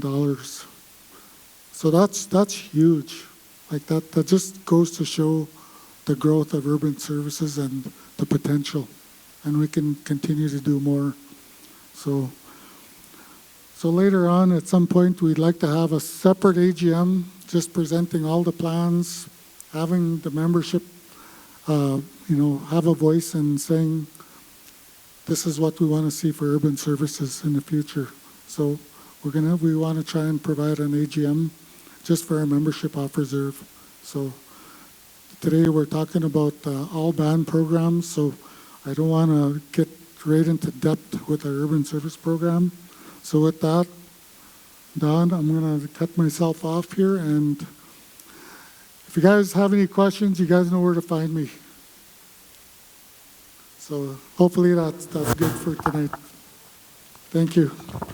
Thank you, Jeff.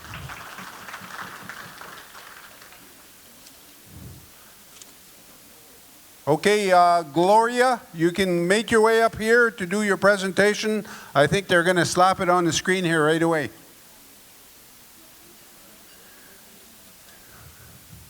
Can you guys put that presentation on the screen? Good job. Hello, good evening. My name is Gloria Natauho. I work with the Jordan's Principal here in the city at Urban Services. And my coworker, Flora Halkett, she's the service coordinator. So we're going to do our report. Hello, I'm Flora Halkett, and me and Gloria will be switching off on different slides, but there's a little bit of introduction in there too. Where do you want to stand? On that side, it's so bright. Okay. Okay. I don't know how I'm going to hold this and do this. First of all, I'd like to acknowledge that we're on Treaty 6 land. Treaty 6 territory encompassing the lands of the Cree, Dakota, Nakota, Saulteaux, and the home of the Métis people. We are dedicated to ensuring that the spirit of reconciliation and Treaty 6 is honored and respected.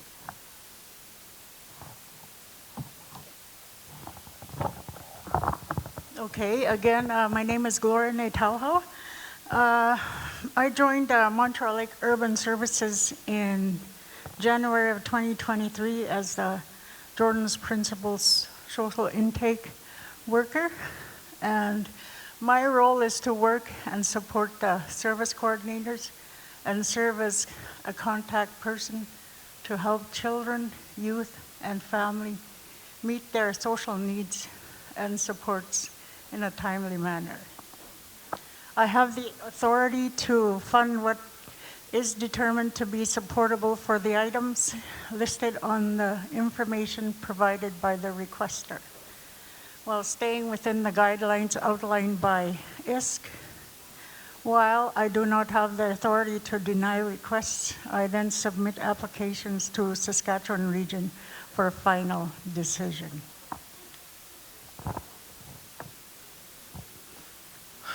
My name is Flora Halkett. I'm the Health and Education Service Coordinator for Montreal Lake Urban Services.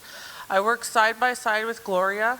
It is an honor to advocate and serve our children, youth, and families who face many barriers, and it is a privilege to be in such a position that gives me the opportunity to give a helping hand.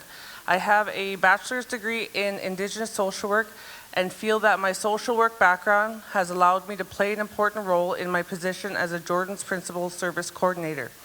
Gloria and I provide Jordan's Principal Service delivery for Montreal Lake, Little Red, 106B, as well as the urban sectors of Prince Albert, Saskatoon, and Regina. My focus points with Jordan's Principal Service delivery are education, health, and emergency accommodation requests.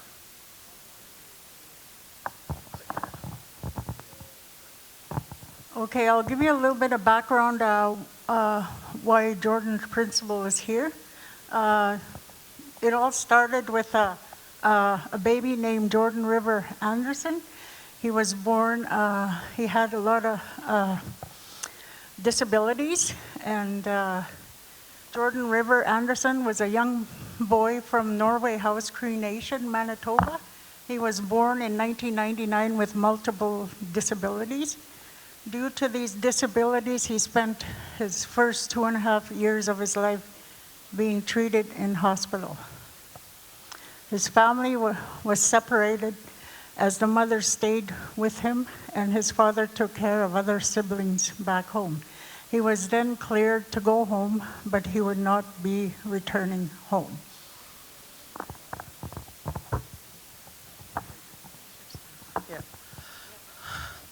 Federal and provincial governments could not agree on who would pay for his at-home care.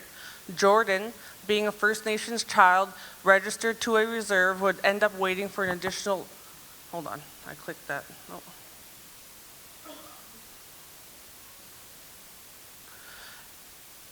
An additional 2 years for the governments to decide who would cover the cost of his home care. Typically, the federal, provincial, territorial governments do not provide the service until they can sort out the payment issue. Unfortunately, Jordan died at the age of 5 in hospital due to the back and forth between governments. He did not get to spend 1 day in his family home surrounded by his mom, dad, or siblings. Jordan's death ignited a movement to uphold human rights for all First Nations children through the creation of the Child First principle called Jordan's Principle. Jordan's Principle is a Child First principle that aims to eliminate service inequalities and delays for First Nations children and youth. It ensures all children have access to health, education, and social services they need when they need them.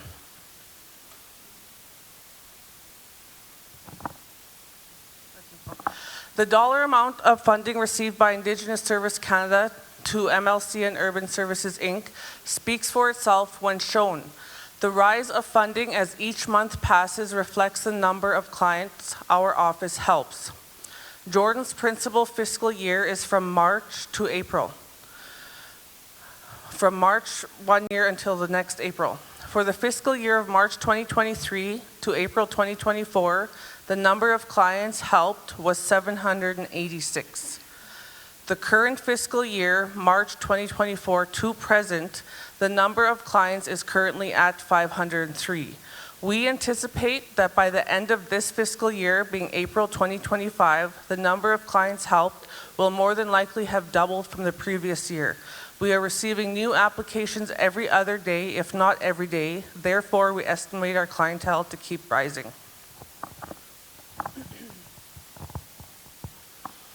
Okay, currently we receive funding from ISK and utilized for our clients for Jordan's Principle. So this is the totals from January 23 to December 23. There's the totals, 875,000 we utilized for Jordan's Principle. And for January 2024 to 2025 up to date, we received $2.5 million to support families. And the number is growing. The number is growing today. We process from a minimum of 15 applications a day to 25 per day. And that's a lot, and that's between Flora and I, we process applications. Education, health, cultural, and social. Here are some of the things that can be covered. Furniture, which is a high demand right now, grocery assistance, clothing, school supplies, safety fences, assistive technology, speech and language therapy, occupational therapists. Some other things are regalia, tutors, dental surgeries, braces, mental health supports, emergency accommodations, ramps, railings, rent and damage deposit, and utility payments.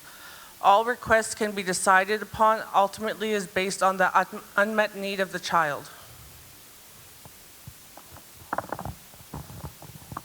It's not our job to deny any request. as Jordan's principal service coordinators, we cannot deny any request. We are unsure about, if we are unsure about any request, we must reach out to the region, send the request in with all required documentation, and let them decide. The decision is based on the unmet need of the child.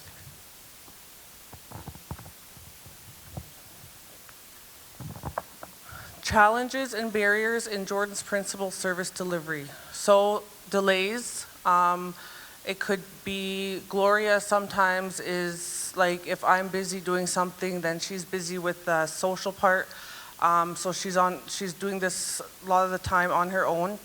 And she gets very, very busy. Lack of funding is another thing. We get requests, people requesting for emergency groceries. If we don't have the funding at that time, we would have to do a PO or gift cards if we have, but lack of funding can be a problem.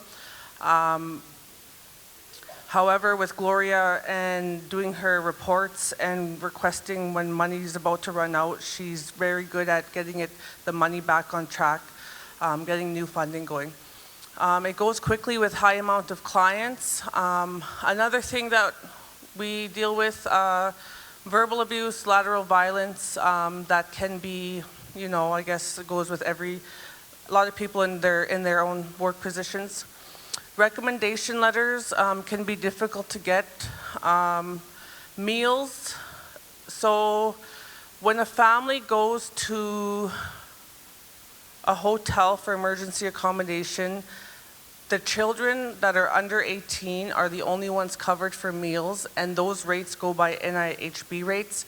Parents aren't covered, so they'd have to figure out either get a room with a microwave, and then Gloria will try get them gift cards so they can get their food for themselves, or they must find another way, so that's a barrier. Changing guidelines come very often. Response time from the region. All requests that aren't social must be sent to the region. Secondary social requests must be sent to the region. They have many applications in queue, so there's still some people waiting for answers and approvals from about a year ago, depending on if it's health and education related.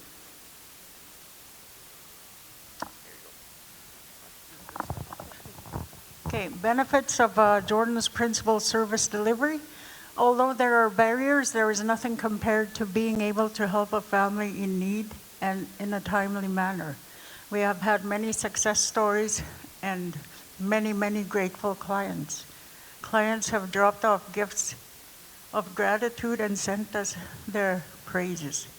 Many times we have left the office feeling the gratitude of the clients and knowing that we have helped and more. Although myself and I'll put Flora in there, and the Jordan's principal service coordinators, all of us at MLCN Urban Services, all work together as a team to help the clients that come in. I think I was supposed to read that last one. Was it although Gloria and I? Sorry. Thank you from Flow and Glow. Just kidding. Thanks, guys.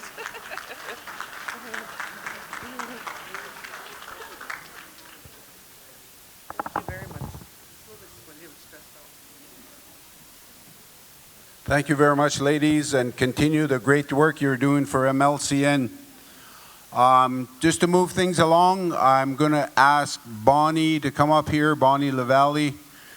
We're just about done, if you bear with us. We got Bonnie and then Levi, our youth center. So Bonnie says she's going to really talk fast. You know how you put stuff on fast forward, like 32 miles an hour? That's how she's going to talk.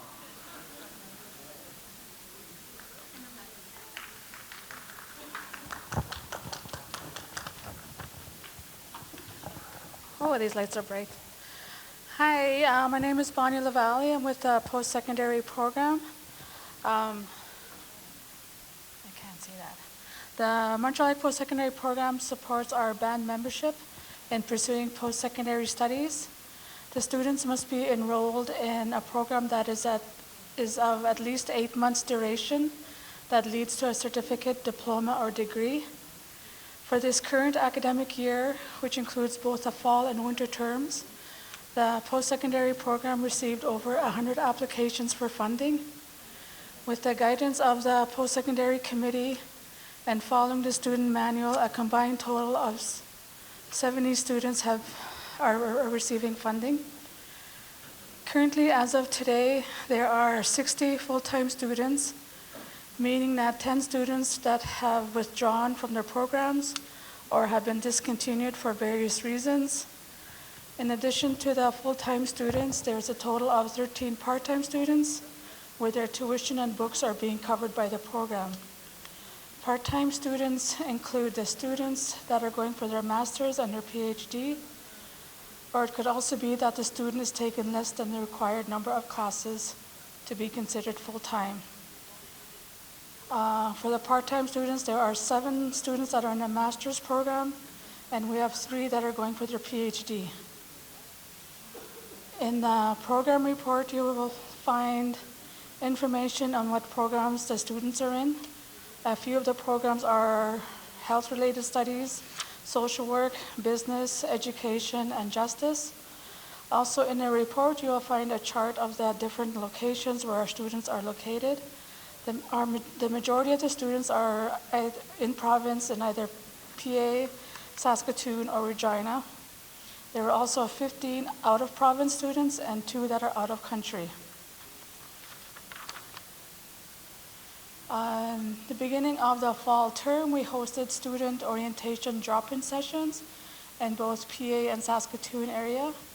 This gave the students the opportunity to meet the post-secondary staff, address any concerns, or to ask questions. The post-secondary committee members and portfolio counselors were also invited to attend to meet the students. In December, we provided our full-time students with a Christmas bonus to help ease the financial pressures that often coincide with the season. Additionally, in the month of January, once the holidays were over, it can be a particularly challenging time financially for our students, so we extended further support of sending out a food security payment to assist with any essential needs. For the past 2 years, the post-secondary program has given out scholarship awards during the Saskatoon Christmas dinner, and the recipients of these awards are also in the program report that I was handing out at the table out there. For our committee members, there are 6 in total, 2 from Montreal Lake, 2 from Little Red, 2 urban, and then we have our elder. And our portfolio counselors is Dean Henderson from Montreal Lake and Alyssa Halkett from Little Red.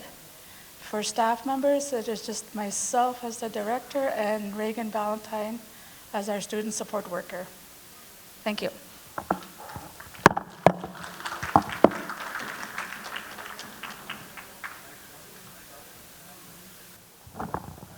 Thank you so much, Bonnie.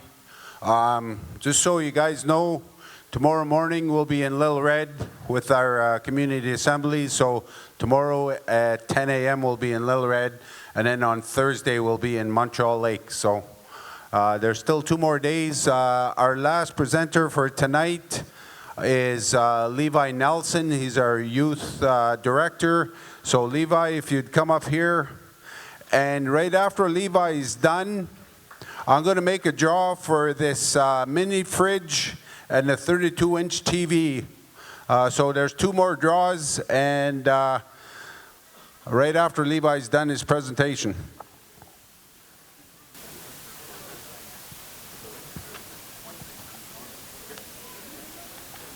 You want this or the other microphone? That one. Which one do you prefer?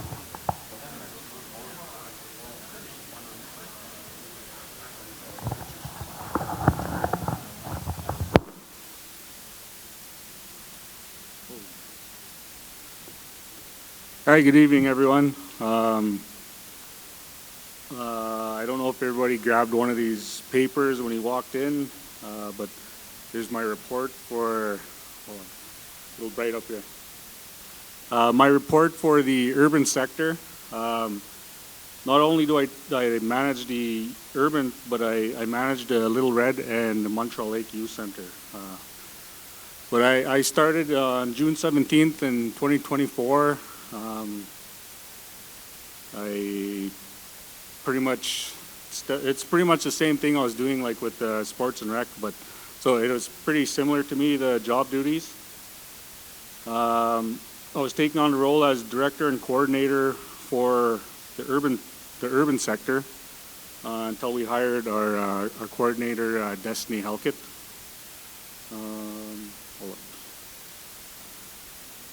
And during that time, we worked alongside with HR from Montreal Lake and with Destiny, Pam LaValle, Tammy McKenzie, and one of our urban employees, Gloria Netahau. We all sat together and did interviews, conducted interviews for the urban youth workers, and we have a big area for urban. Like there's not just Prince Albert, there's Saskatoon, Larange, Weaquin, Timber Bay, Regina, but we're limited to 3 youth workers and 1 coordinator. So we're trying to do as much as we can and to meet the needs of the youth from our nation in the urban setting. And the ladies that were selected for the positions were Ariana Nelson, Justice Britton, and Kashina Halkett. The selections were based on previous experience working with youth and the ladies having their driver's license and completed high school. We had a total of six applicants, and these were the ones selected from the ladies. There's relations here, like Ariana's my daughter, and Justice and Kashina are Destiny's sisters, and we stepped out of all discussions and all of the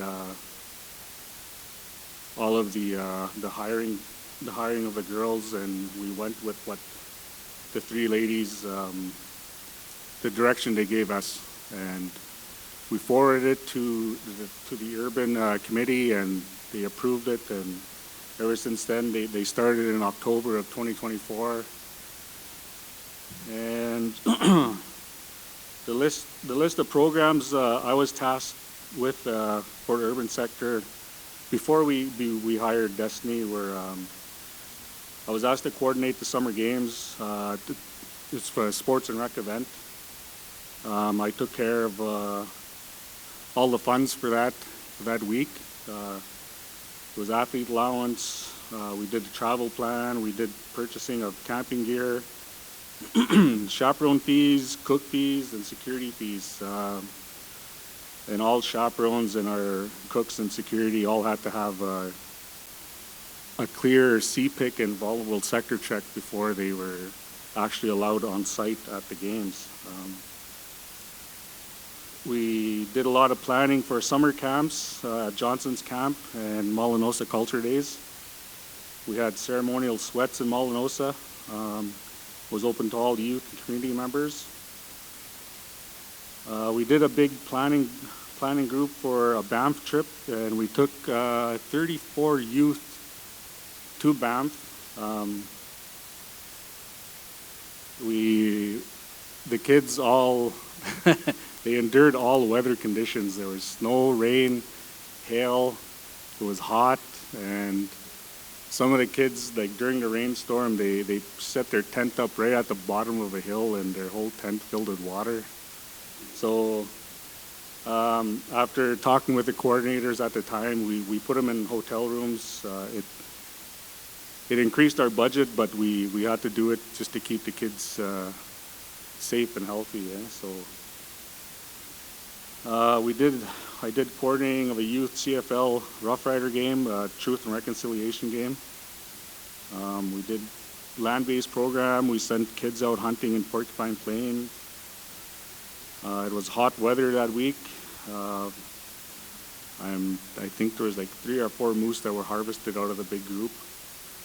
We provided winter clothing this year alongside with the prevention team.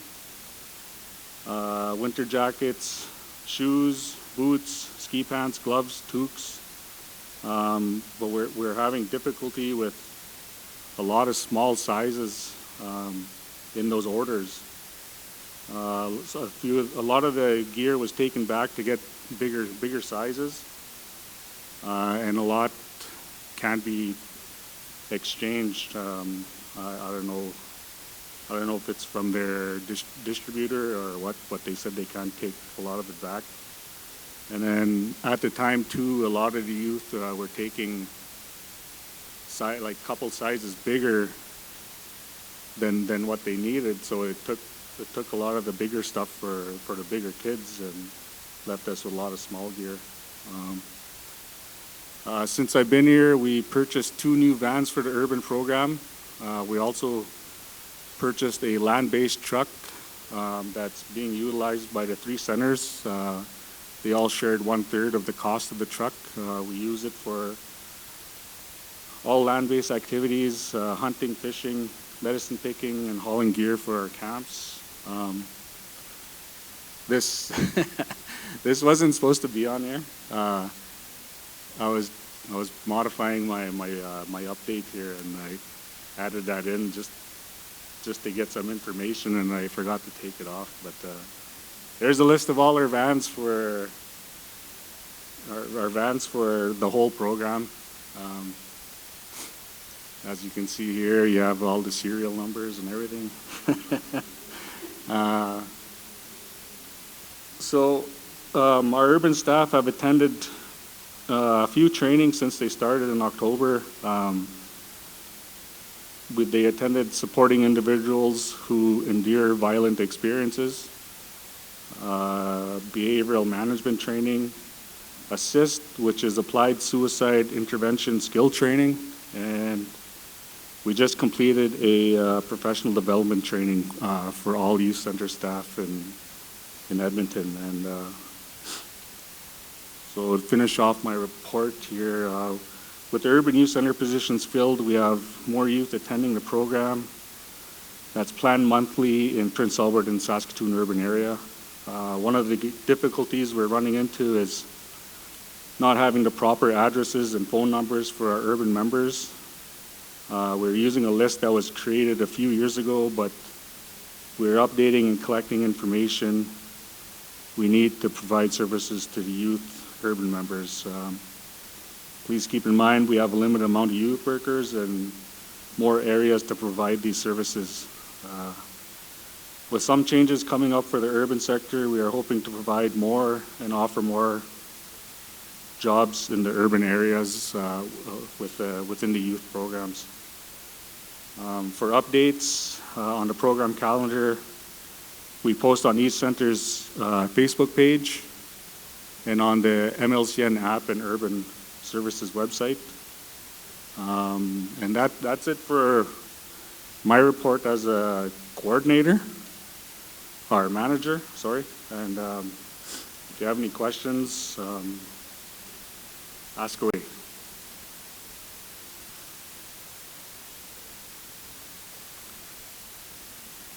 Yeah.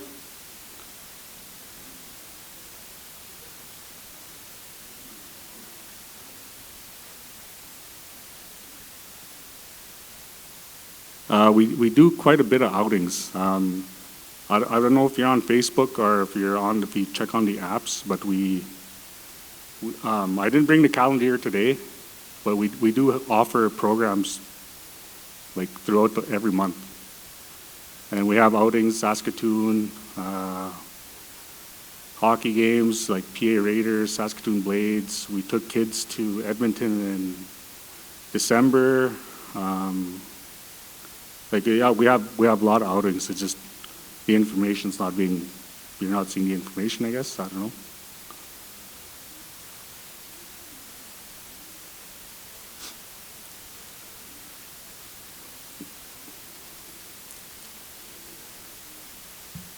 Yeah, I agree with you there, but the way our funding set up is for youth.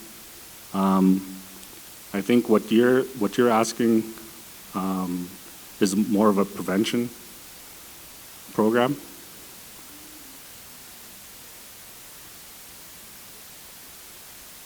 Yeah, our funding is strictly just the youth center.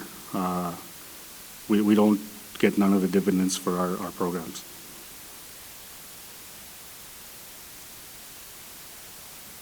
Yeah, go ahead.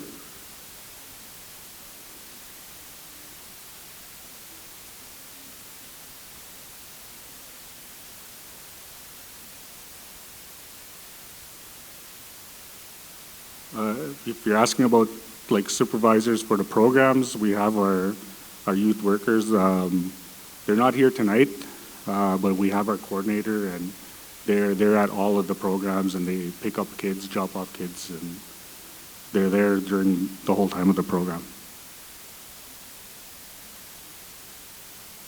I hope I answered your question.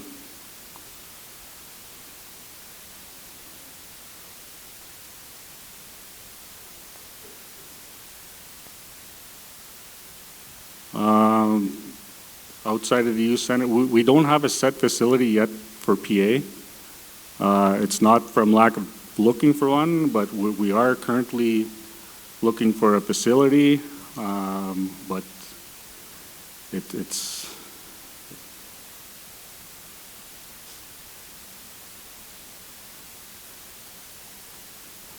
I'm having a hard time understanding your question. You want to come up here so I can hear you a little better?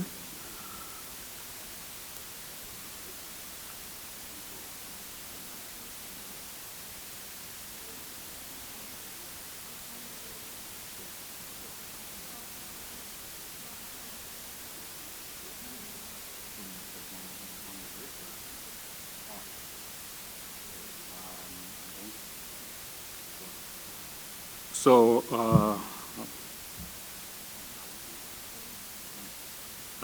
this young lady, right? Yeah, she asked me if there's supervision outside of our facilities, like in Montreal Lake and Little Red. We don't have people to follow kids in and out. Like we're conducting the programming inside, but we do have surveillance on the outside. Where like both centers have cameras set up, but we don't. If the kids leave, like usually they just go to the store. But when they want rides, that's when we follow them out and take them out. But if the program is set for outside, then we have the youth workers outside with them, working with them. But if there's programming inside the youth center, then we're inside the youth center. We don't chase the kids in and out of the building. So I hope I answered your question. Okay. Any other questions on my report, or? I just have the coordinator's update, and I'm done. Okay.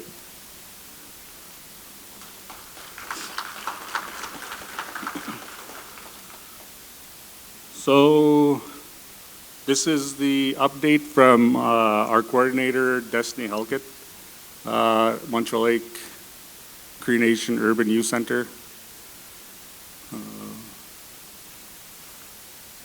Enhance. It's not working.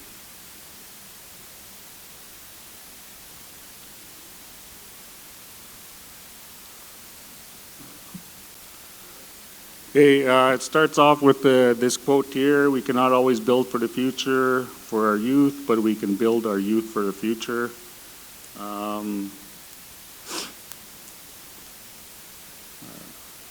Thank you. If you can go to the next slide. Here's our agenda for this little update, the introduction to youth center staff. The program services we offer, stats from October to December, photos of event, and final comments. Next slide, please. So here we have Destiny Halkett, who is our youth center coordinator for the urban sector. She grew up in Little Red, mother of 3 children, passionate about working with the youth, and plays a lot of sports. Volleyball, hockey, baseball, soccer, mostly golfing, and she loves working for her community.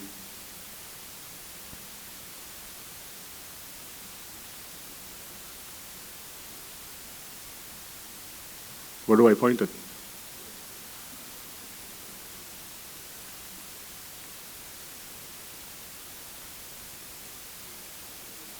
No, nothing.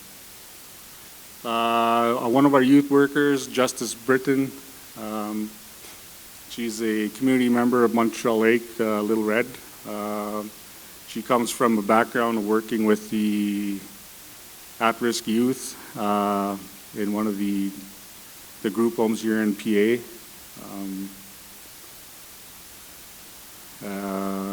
That's a lot of reading, sorry. It's bright.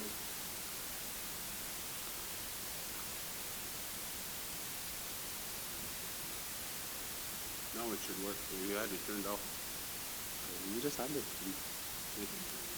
There you go. Our other worker, Ariana Nelson, 20 years old, past 2 years working with childcare with PAGC, passionate about hockey, and loves her dogs. Our other worker, Kashina Halkett, another band member from Montreal Lake, Little Red. 2 boys, 5 years experience working in this area. Loves organizing activities and seeing programs come alive, working with the youth, and in her spare time enjoys volleyball, baseball, golfing. Some of the program services we offer, cultural programs, language, Indigenous arts and drama, youth field trips, educational and social, family night programs, awareness presentations, health, addiction, bullying, land-based education, gaming, fishing, hunting camps, sports and rec events, and career explorations. The stats from October to December. In October, we had 4 programs. We started late in the month with the hiring of our workers, so we didn't offer much that time. During those 4 programs, we had 99 youth attend, and the cost was $4,500. In November, we offered 7 programs. We've had almost 250 people, 250 youth, and cost us $7,500. In December, 5 programs, 215 youth attended, and $6,500. December was kind of busy, yet it gave our youth center staff, we had 2 weeks off for holidays, so that's why the programs offered were low. And here's a few pictures of events that our staff had taken with our programs. We had a female hockey camp in L'Orange, pumpkin carving. We took youth to a Rush lacrosse game, Edmonton Oilers game in December, Raiders game, ribbon skirt making, and I'm not sure what that top one is. I'm pretty sure it might be Halloween. Oh, wrestling. We took kids to a wrestling, I think here in this building. And that's a presentation from Destiny Elkett. So, thank you.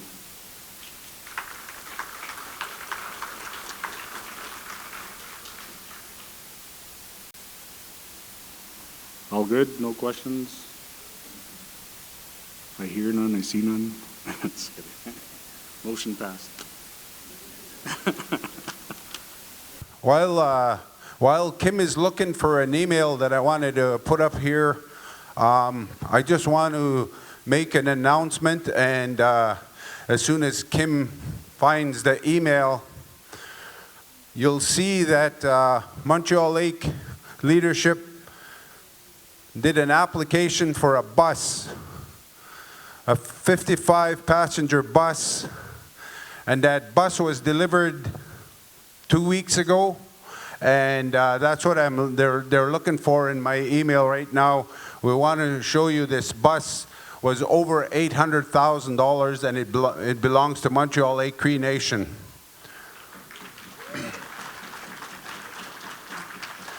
This was a grant that the band put together about 4 years ago. It took 4 years for this grant to apply for this money, and it took 4 years until we finally got the bus. But your leadership put this together 4 years ago, and as soon as Kim finds that email and puts it on the screen, you'll see a picture of the bus.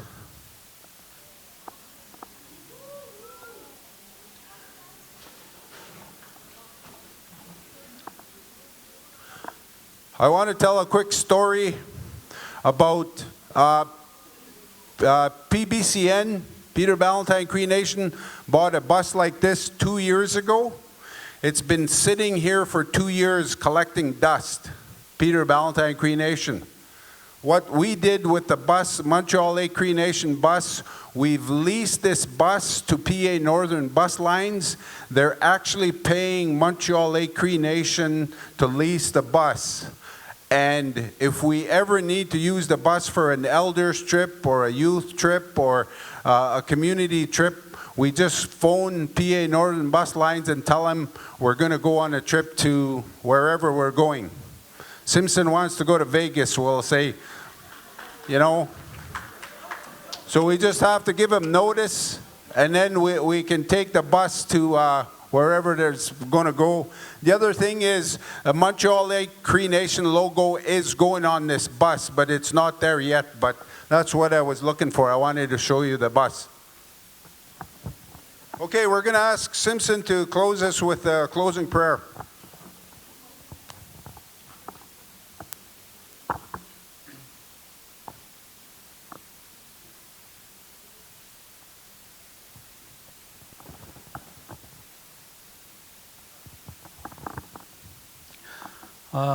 Elder Stephen Ross, as you see in the background, I also want to be on the spotlight once in a while. In the spotlight.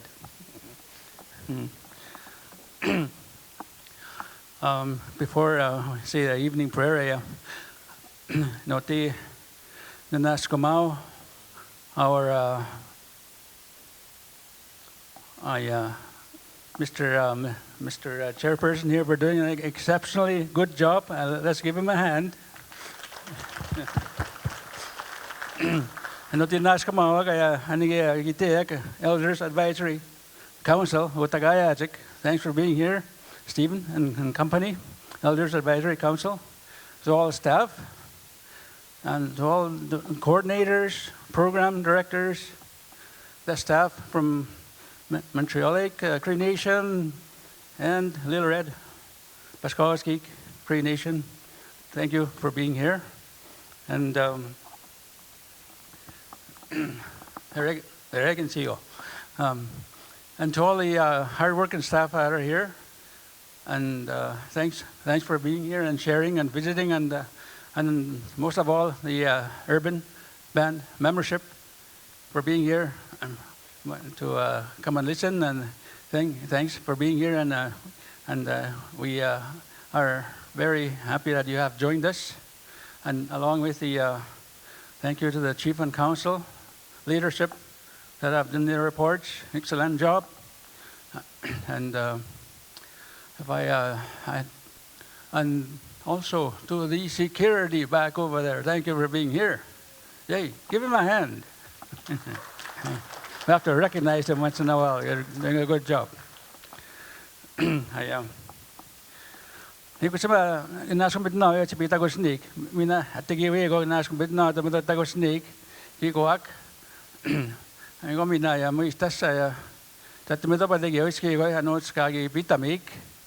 Mina tawicha ko lir ay hugamagan. Ota soyut no ak. Ay mo istas ko itmigo ako. Ako itchigi mo tek tawichi chegaya. Gagas kita no tawichi go. Aya what you could say just wanted to do some promoting the Cree language at the same time.